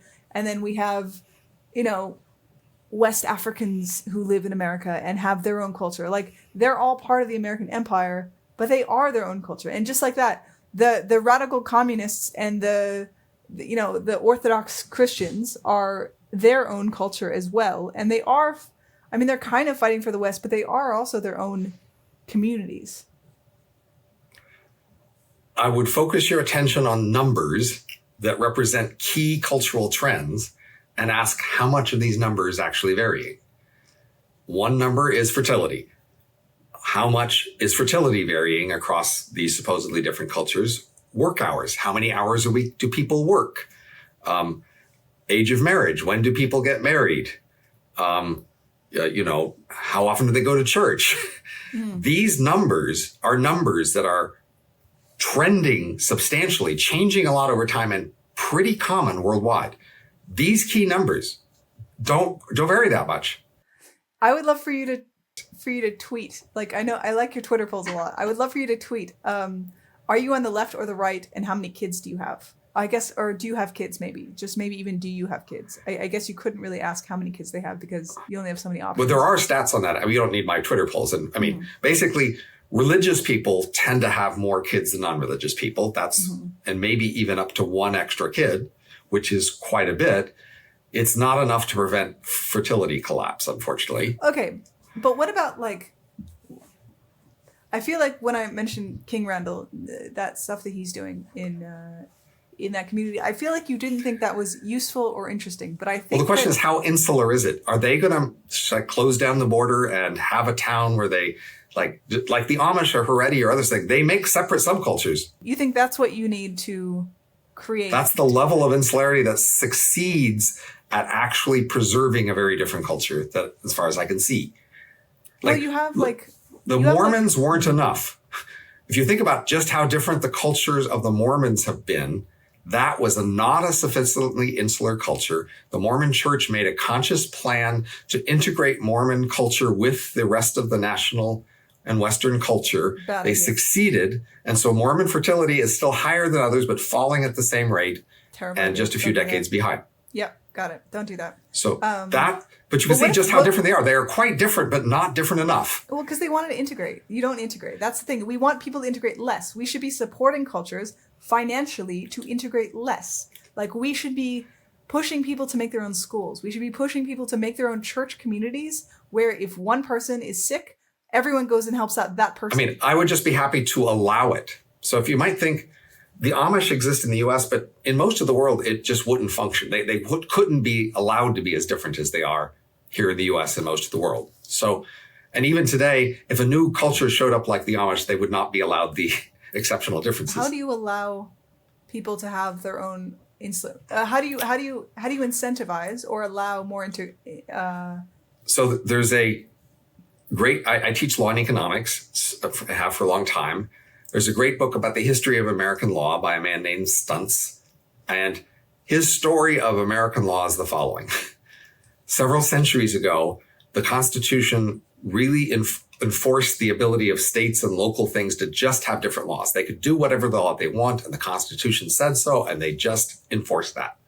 And then over time, there were a series of moral crusades that induced the Supreme Court to say, no, this is so important. We need to make sure everybody follows the policy that we've all agreed to on this very important thing. Crusades on prostitution, polygamy, slavery, alcohol, other drugs. These things were so important. There were these strong moral movements that they insisted that the Supreme Court make rulings that not allow any state or locality to deviate from the official shared position on those moral points. And over time, that's centralized power of law in the U.S. And now law is much more common and similar across the U.S. exactly because these moral crusades created the power that was used to enforce common shared norms across the whole country. That's how shared cultures are created, by preventing localities from deviating from them. And so even in a world you start out officially allowing all these deviant local cultures, moral crusades are seen as so important that we can't allow variety on those key points. Yep. Got it. Okay. And that's how the world. So I told you the story of organ sales, right? That is, the whole world has a whole bunch of moral opinions where they don't want deviations on regulations anywhere in the world. Mm-hmm. And they do that on nuclear power, on organ sales, on airlines regulations, on lots of lab, experiments and medical experiments, just in a wide range of areas, world elites have a whole bunch of strong shared moral opinions, and they will not allow deviation anywhere in the world if they can help it. And they mostly succeed at preventing deviation anywhere in the world on the key things they think are strong moral positions. So what we have is a world of what they call boutique multiculturalism. We like to celebrate different food and different clothes and different holidays and, things like that. And that's all fun, wonderful, and we can all celebrate it, but we won't allow deviation on fundamental values of the sort that are causing fertility change. Okay, so to recap, fertility change is, or low fertility rates are caused by us having a homogenous culture, a fairly homogenous culture. And is it that large-scale cultures do you think large-scale cultures will always drift towards having fewer kids, or is it just our particular Western culture, or like this world culture that we have now, is drifting towards having fewer kids? I'm not sure. So there's two theories that I'm torn between. One subsumes the other, but one is enough. So one more general theory is just this idea that in the space of all possible cultures, when you have strong selection, it pulls you to a small corner of that space of the functional cultures. And then when you take selection pressures off, we just drift in random directions, most of which aren't very functional. And that's a generic way we might have low fertility. I can also see another more particular cultural trend that might tend to push for low fertility more robustly. And I could walk through that if you like. I'm less confident in it, but it does have a lot of plausibility. Would you like to hear about it? Yes, I would love it, yeah. Okay. In history, we repeatedly see the following reports all through like China, Sri Lanka, Japan, Rome, Greece, just all over the world. We hear the following things that basically, so cultural evolution is fundamentally about copying the behavior of prestigious people. That's the fundamental process. Do what prestigious people do. Mm-hmm. Okay.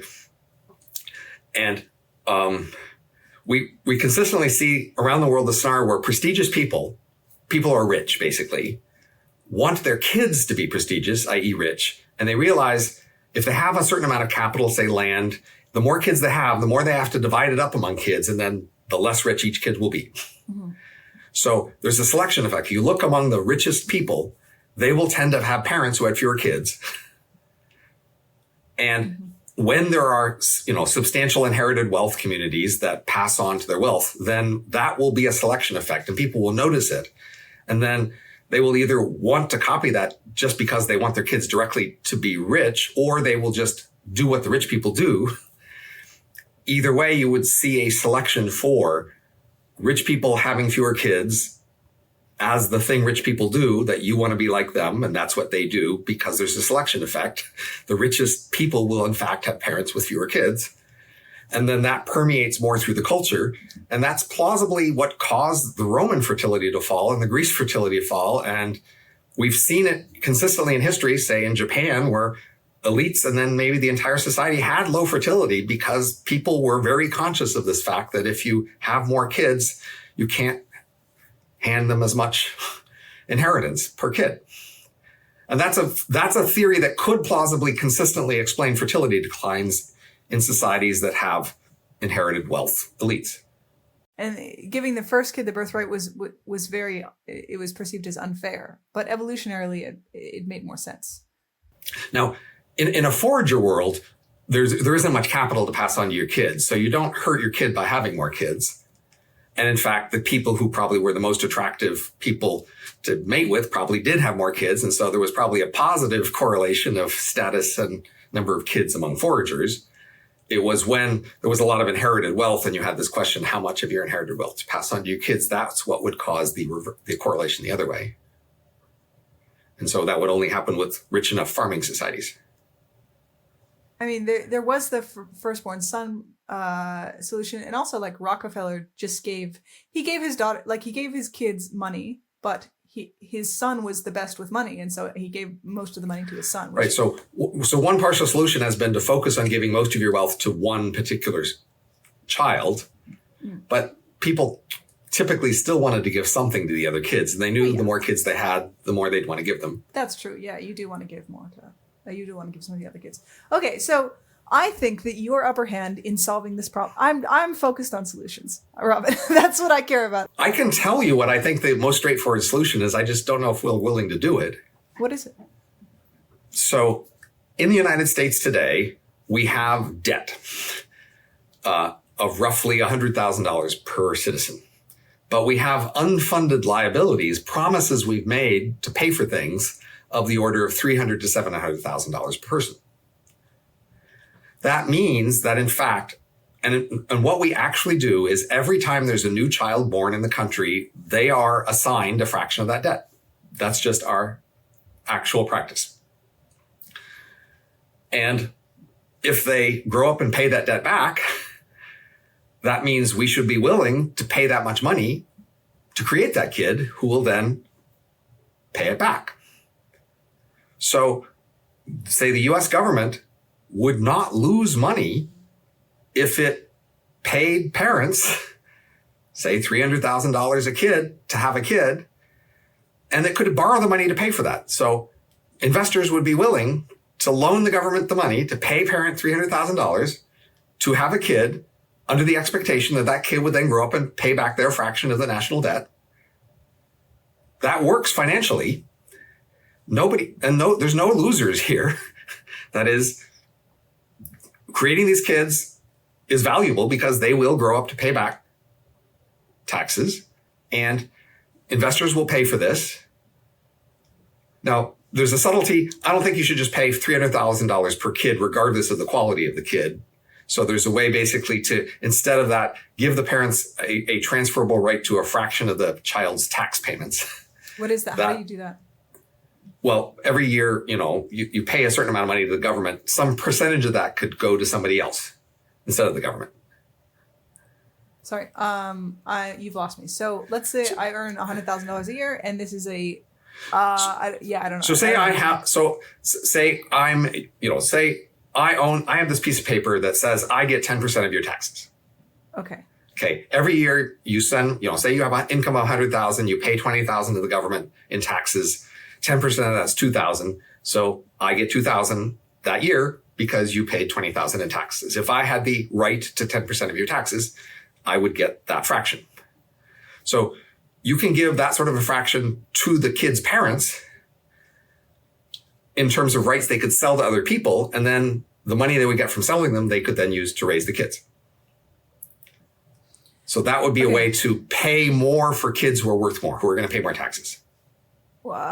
Okay, so I earn $100,000 a year, and I have this credit that says,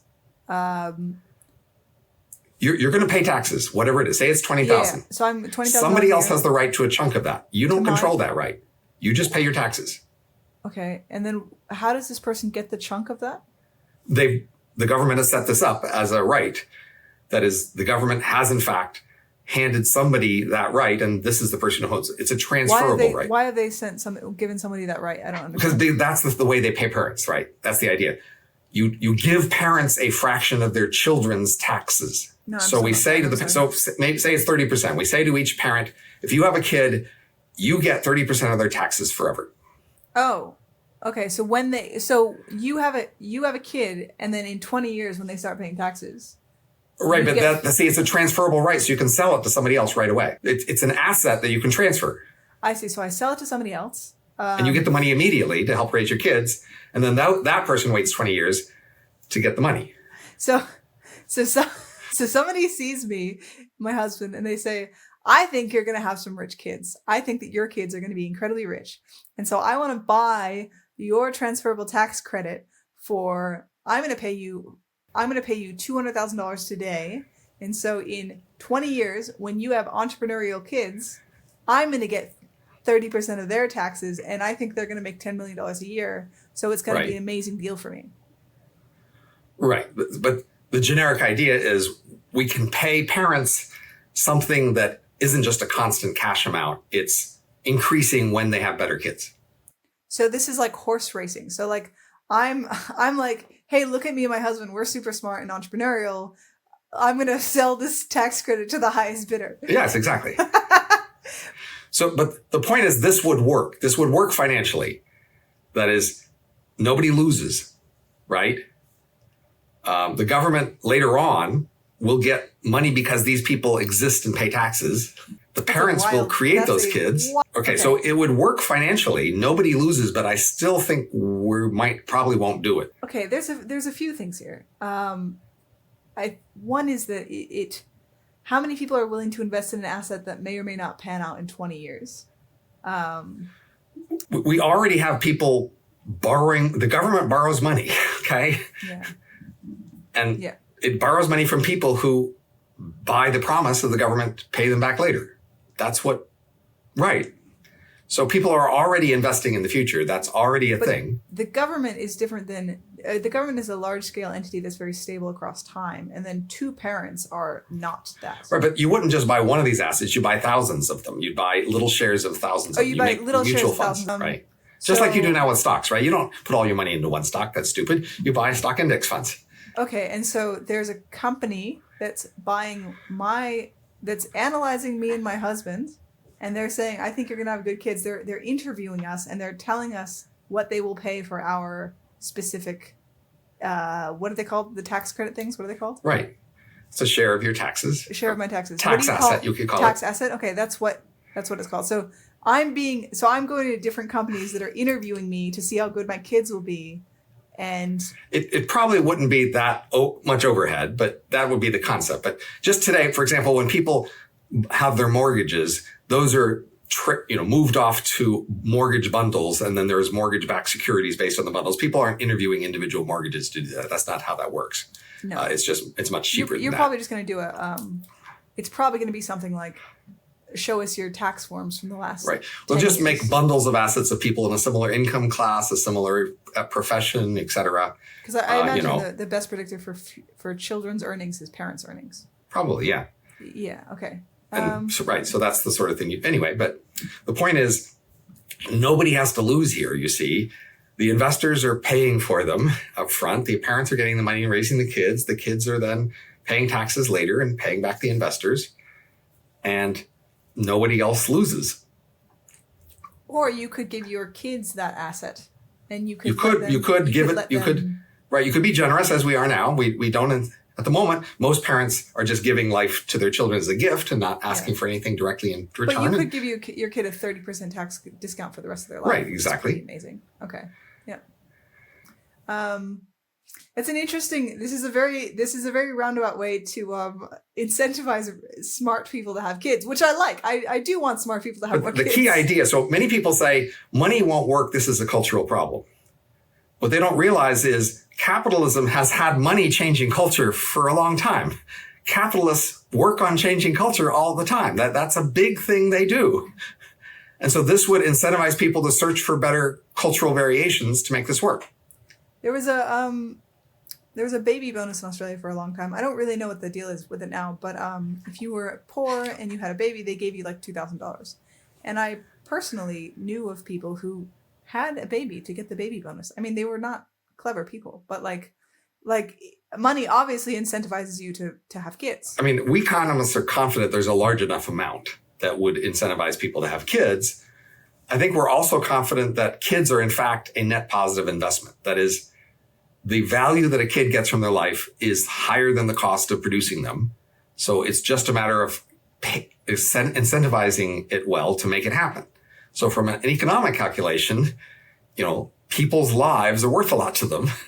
They're willing to pay a lot for their lives, and the cost of making them is less than the value they get from their lives. So there is a trade that can make both parties better off. There's this problem coming to mind when you say that, and it's this vague idea that I have, but it's something like, with AI and robotic technology, I keep hearing people assume the future is going to be a fairly linear progression, but it seems to be that we're headed towards a very high exponential curve. And so when we say I think a lot of economists and lay people seem to be modeling the future as if it's going to be like the past. And I don't know if that's true. And so when you say a child is worth more to us than they produce more than they cost to make, I don't know if that's true for the future. So, usually we assume the future is like the past, except for the ways we can figure out how it'll be different. So it comes down to trying to analyze what things we can predictably say in which the future will be different than the past. So I've been talking about one so far, which is population will soon peak and then decline, and innovation rates will actually slow in proportion. And that would be a way the future will be different than the past. But that's all basically assuming we don't get human level AI.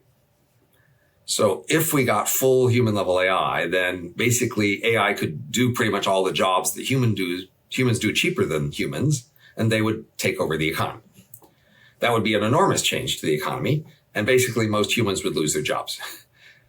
They would retire and live off of their investments in the AIs. That would be an enormous change. And yes, at that point, the growth rates would go faster. And then those people would pay back taxes on the basis of their wealth, not their earnings. But I don't think we should be at all confident that that's going to happen soon. Okay. So I was an AI researcher starting in 1984 when there was another AI boom back then, and people back then were telling me AI was about to take over most jobs, and if I didn't get in soon, I would miss it all. So I jumped into AI at the time because I heard it was going fast and was about to take over everything, and there were major news articles about that and major academic publications about the power of AI to do everything. And we've actually had things like that every decade or two for a very long time. In the 1960s, there were U.S. presidential commissions formed with major articles in the major press about how machines might take over most jobs soon. Okay, cool. So it might happen soon, but you should have a plan B. Because most likely not. Most likely we will see the same thing play out as we've seen for a long time. I did a recent statistical analysis of all U.S. jobs from 1999 to 2019, where I had the measure of automation for every job over that period in different parts of that period. And I could then say, so that was a period in which many people were talking about radical change of AI to the economy. They were predicting enormous, like most jobs would be taken over by AI. They were predicting that in, say, 2013 and earlier. And what I and a coworker showed in this analysis was that over this 20-year period, there was only a modest increase in automation. It didn't accelerate over that period. And the determinants of automation didn't change at all. That is, the kind of features in jobs that made them more likely to be automated didn't change at all. So the nature of automation didn't change in that period. So we did not see a revolution in automation in that 20-year period, which is just what you would expect if previous trends would be continuing. But in the press, there were enormous discussions and great serious hand-wringing about the coming AI revolution where AI would take most jobs during that period. So I've seen this in my lifetime over and over again. The media just doesn't seem at all embarrassed by making the same extreme claims over and over again. And they never cite critics much who, like me, say, but you've said this over and over again. That doesn't make it because it doesn't sound exciting, I guess. Okay, cool. I don't need to go too into AI. I was just curious. So I have, I think, Robin, your specific edge that you have that most people don't have is that you have a lot of influence amongst the intelligentsia. I mean, amongst a very specific, I don't know, I think you do, actually. Maybe a limited group of them. Yeah, I mean, not all. But let's pretend I do. How shall I use it? Yeah. Well, I mean, not. I'm happy to try to use my influence over intelligence. You tell me what to do. What are we going to do? Great. I mean, a very specific group of them, right? It's not okay. All of them, but it's the kind of rationalist, post-rat. Okay, so what should we talk about to them? What's important for them to hear? They need to have kids. Convince them why. Like, I mean, these people. There is amongst your followers are people who will found companies, who will be just incredibly high status in various fields. Some of them might be 20 years old, but they will be in the future. Like, there's just a certain percentage that is overrepresented in your fan base that will be high status and can influence culture. And so, well, part of the problem really is that they're often arrogant and overconfident in accepting these descriptions you just gave. I've definitely heard many people say, well, if I were an ordinary person, sure, I'd want to have kids because that would like influence the future. But I have this enormous chance to influence the future through my wise, rational analysis and technical projects and my future forecasting. And they think they have this huge influence on the future through their rationalists or EA discussions. And that's one of the main reasons they can't be bothered to have kids, is they think they have this vast power and influence over the world in the future. And they don't. So why are they wrong? They don't. Well, because it's just a nice self-flattering thing. Lots of groups of people like to tell themselves they're more important than they are, and that they're smarter than they are, and et cetera. And it's just the sort of thing many groups like to tell themselves. So this is how subcultures work. There's also what they call, evaporation, where the people who go, that's kind of crazy, they leave, and the people who are left are the people who buy it. So, they are smarter than average. They have better career success than average. Maybe the world is going to have more interesting things in the near future than average, but not to the degree they think. So, here's a very basic fact. The vast majority of people in history, the main way they influenced the future was with kids. Yep. Writing essays, starting companies even, on average, a much smaller way to influence the future. Mm-hmm. Okay? And certainly if you look at the entire history of biology, it's overwhelming. The way people influence the future is through kids. Yep. Okay. So you're talking to these, you're talking to the rationalist community as a whole, which and the futurist-oriented part of the rationalist community, say. So they're maybe like they're smarter than average. Maybe they're 1 standard deviation smarter than average. Whatever. But what if you actually talk to those guys who are genuinely they're the cream of the crop of the rationalist community. They are actually the smartest person in that cohort. They are the most likely to start a startup. They might already have a successful startup. What do you say to them? Like, why? Okay, like I don't know if I want to name names, but like Lex Friedman, right? Do I need to get them all though? Shouldn't I be looking for the lowest hanging fruit here? Who can I convince to have more kids? No, because if Taylor Swift went and had 6 kids, it would solve a lot of problems for the fertility crisis, right? Elon Musk having 10 kids, I think it would. I think it absolutely would. It would be a drop in the ocean. It would wash out quickly in world culture. It's not about Taylor Swift. It's about all the Swifties who suddenly they see Taylor Swift. She is their idol. She is the most high status person in their lives, and she's loved by 20-year-old women. And suddenly she's settling down and having kids, and she's loving it, and she's telling everyone how much she loves it, and she's telling everyone about how fulfilling it is. And suddenly having 6 kids is no longer something weird to do. It's something that the most high status person in their life does. You are on a planet with 8 billion people. Not 8 million, not 8,000, 8 billion. Imagine you are on a large cruise ship with 2,000 people, and it was heading toward an iceberg. And for some reason, it was hard to convince the captain of the ship and other people to pay attention to the iceberg. And they said, oh, we have plenty of time. We'll turn later. We got a bowling tournament. We can't upset the boat. That would mess the tournament up. And they're heading toward the iceberg. You've got really 2 options here. You try to convince the boat to change, or you get on a lifeboat and you leave the boat. No, it's not. It's not that, because I'm telling you that you have the chance to convince the captain to change. The captain is the only person who matters on this boat, right? And so who are the captains of our culture? But our world culture has no captain. But I'm talking about the Western culture. Our Western culture has no culture. Has no captain. It does have captains. Of course Elon Musk is not the captain of it. Taylor Swift is not the captain. It's got a handful of captains. It's got 100 captains, right? They've got a few more prominent people than others who, if they act differently, will not move the ship. The ship of world culture is the thing that's going to hit the iceberg here. And that's because of this huge world of all these shared attitudes and values.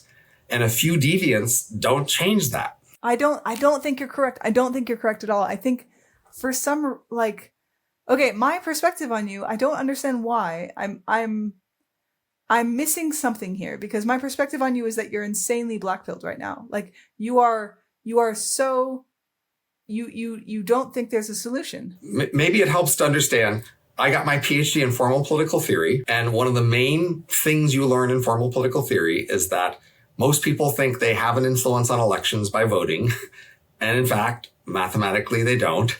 One of the red pill things to realize is no matter how much you idealize elections and want to encourage everyone to vote because then they will have an influence, their influence is minuscule small. That's the fact of elections. You have a very small influence over an election because there's a very small chance you'll be pivotal. You might be somewhat more influential in other ways, but in a very large polity, each voter has a very small fractional influence. That's a key thing we learn in formal political theory. And it applies more generally to culture. But you're talking about the people, not low status people, but the middle. Like you're talking about most people, right? But I'm saying, imagine hypothetically, Robin, like let's take the most high status people in the culture. And I don't know how to quantify that exactly, but you can get a rough quantification of the most high status people in Western culture. So Joe Biden is going to be on there. Taylor Swift is going to be on there. Elon Musk is going to be on there. I mean, we can somewhat agree. I think you would agree that these three people are the most high status in their top 100. Would you agree? I don't know exactly, but they're certainly better than average. Look, we started the podcast talking about the inside view of culture and the outside view of culture, right?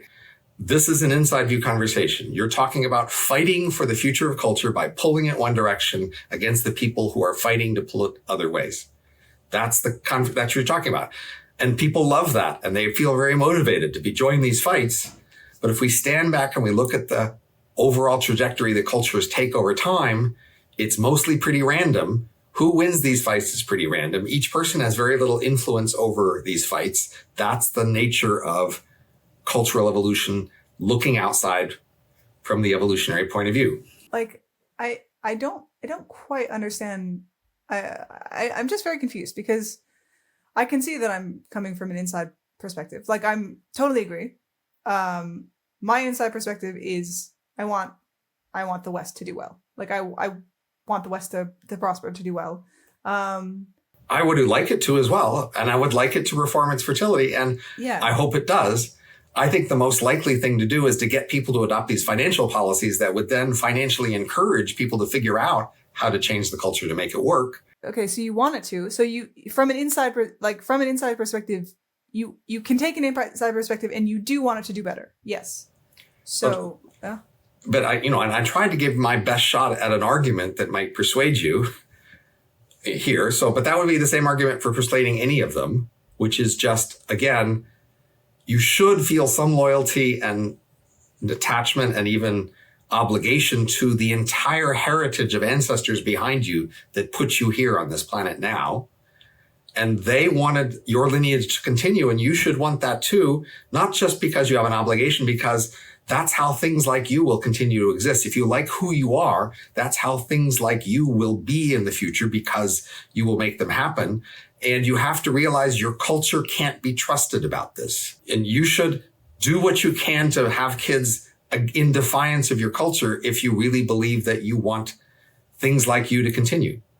Because otherwise your culture will kill it. Right. But that's the best argument I could give Elon Musk or Taylor Swift or anyone. I don't have a different argument for them. It should work for them too. They should all the more love who they are and be proud of who they are and want the world to have more of who they are. How has being a father impacted you? It's a overwhelming influence over time. There's no one moment when there's a big change, but it just accumulates to a huge change. You spend all this time focused on your kids, and then they matter a lot to you. And then you see who they are and how they are formed into who they are as they grow up. And you are attached to them and you want to help them, and you do. And then you see their friends in the next generation, and you have a relationship and attachment to the next generations of life on Earth through your actual personal descendants. And it's a strong emotional attachment. It's real. It wasn't something I could have anticipated ahead of time in terms of detail. Although if I had looked at my parents and grandparents, et cetera, I could have seen it. I didn't look at them though. That's the amazing thing. When we look at our parents, when we're kids, we don't see it from their point of view. Like one of the most fundamental features of learning to be a mature social person in the world is to learn to see things from other people's point of view, right? When we're kids or teenagers, we just see things from our point of view and we just can't see how other people see things. And that's a basic feature of maturity, is to see things from other people's point of view. But even then, we find it hard to see things from our parents' point of view. And we're around them all the time and we see them all the time. And somehow we still can't get it into our heads how it looks from their view. But that's how it'll look to you when you're a parent. And it's right there in their face, in their expression, and their behavior. All of what you will become is in them, but you can't see it somehow. Somehow you're blinded. You're so self-absorbed and a sense of entitlement with your parents. People do feel entitled relative to their parents. They feel like their parents just owe them and their parents should be doing all these things for them. They don't feel much obligation to their parents. And that's just how people are in our world to their parents. And that blinds you from seeing what it looks like from their point of view, why they are indulging you and letting you feel entitled and doing all these things for you because of the way they love you and the way they feel toward you. And that's how you will feel toward your kids. So it's not a mystery, really, if you could look at them and see it in their face and see it in their eyes and their actions, how they feel about you. That's how you'll feel about your kids. But we are pretty blind to that. Amazingly blind. There's something like an investment in the future that seems actually counterintuitively pretty productive, especially for men, I would say. But because I would imagine generally women are going. It seems to me like when women have kids, they are very invested in the kids, and careers don't matter as much. But for men, it seems like it's both directions. That is, women tend to initiate the kids thing more in the couple, but then women also initiate the ending of the kids thing in the couple. That is, it's women who say 2 kids is enough, we're not having more, say, or whatever it is. And so the man might get into it and say, no, let's have more. I like this. And she will stop it there too. So the woman is having substantially more influence over the starting and the stopping of the having kids. But in terms of, I'm thinking of from the perspective of someone who's like just hyper productive, owns a company, stuff like that. I wonder if having kids is actually somewhat of a productivity driver. Like Visakan Virasamy, I don't know how to pronounce his name. I interviewed him. Right. I just released the interview recently. He said, when I had a job, he said, when I quit my job to blog full time, I was lamenting the fact that I didn't have artificial constraints on me. And so I didn't have oh, I only have an hour or 2 hours to write this thing. And so I just need to like have a burst of creativity and really work hard at it. But as soon as I had a child, I reintroduced that artificial constraint. And so I think you should see how this sounds from a person who's on the fence, though. Like if they hear you telling me, let's tell everybody all the good arguments on one side of this, this choice, they feel like, well, you're biased here. You're trying to present one side, which is the sort of thing you might do as a loyal member of a tribe who is trying to show you a lot to the tribe by pushing your sides. But someone who's literally actually on the fence here, this will put them off in the sense they will see you as trying to only present one side of this argument. If you ask me, let's talk about the arguments for fertility. That is, they should more trust us if we are actually trying to give a fair assessment of the arguments on both sides than if we happen to come out on the positive end, then we will be more persuaded. I think that's an accurate picture of you. I don't think that's an accurate picture of most individuals. I think most individuals trust confident people who act like they know everything and believe in what they say. Absolutely. I think they trust them more. But it is not an unbiased take. I'm not claiming to be unbiased in any case. The thing is, you as a listener, and the listeners can comment on this and tell me about it if they want, they are mostly inundated with anti-child propaganda. So I'm just presenting a pro-child perspective that is unabashedly biased. But like they can go on Reddit if they want anti-child stuff. I mean, go somewhere else. Like you can find it anywhere. And like I said, in the last month, I've realized we don't just have a fertility problem, we have a cultural drift problem. And so I want to point out even more obviously, instead of being in a world that's just pro or anti-fertility, you're in a world that's pro-culture. all your life, you have heard what your culture thinks about things and the strong presumption of your culture that it is, of course, right. That is the overwhelming stance that everybody through all of human history has gotten from their culture, is that our culture knows what's right, what the proper things are to do, and we are right, others are wrong, our past was wrong, our future is wrong if they're different from us, we are right, and you can just trust us. And everybody pretty much believes it. That's the terrifying things I want you to question. If the red pill is just, you are trusting your culture, and you should maybe go back to ground and reconsider all these things your culture has been telling you, including about the fertility value trends, but including everything else, honestly. Well, like my culture that I was raised in was pretty career oriented, pretty much like don't have kids too much. Women should get careers. Like in school, they're not teaching you that you should have kids, you know, in school, like.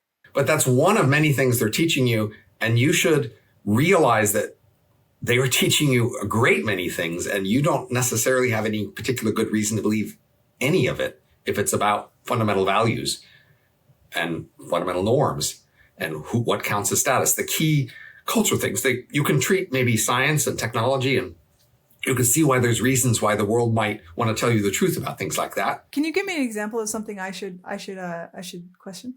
Pretty much all the values that your culture tells you, the value of work, the value of community, the value of nation, the value of debate, the value of loyalty to your, nation, or loyalty to your school or to your job, or,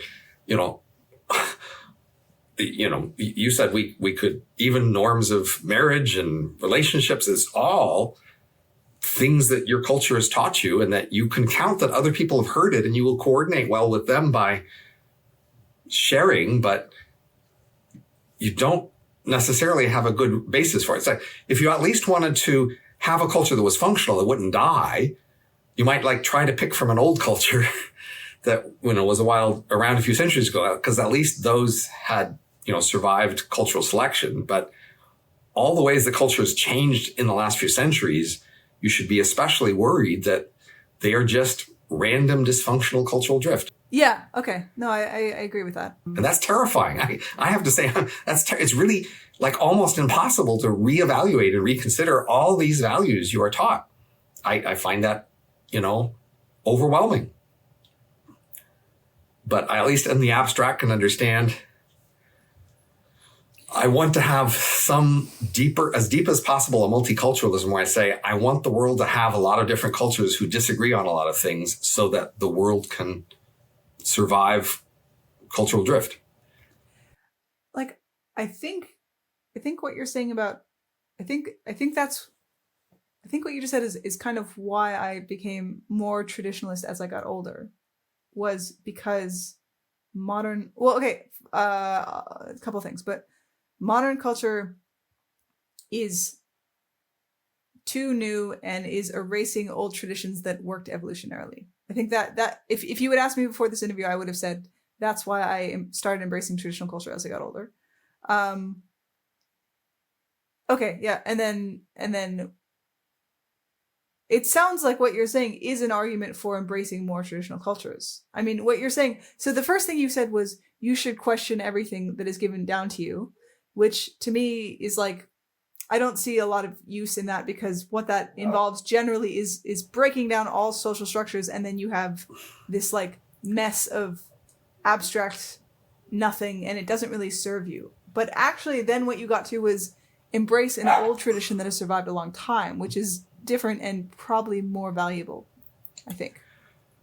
But even then, you shouldn't be too confident in it, because there were many old cultures who disagreed with each other on a lot of things. Yeah, but why? What's the point of not being? I mean, I don't think looking at cultures from an external lens constantly is useful. What is the use case in only seeing cultures from an external lens?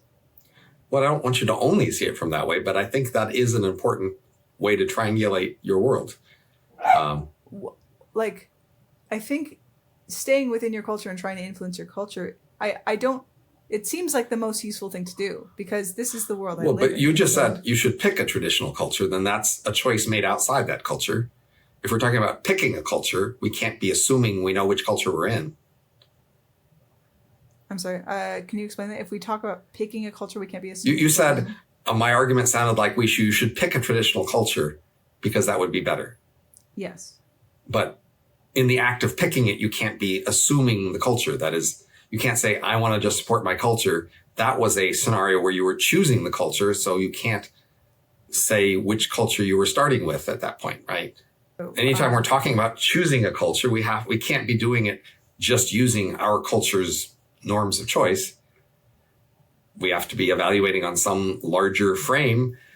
A outside view is at least a frame that you can use to think about what culture you would choose.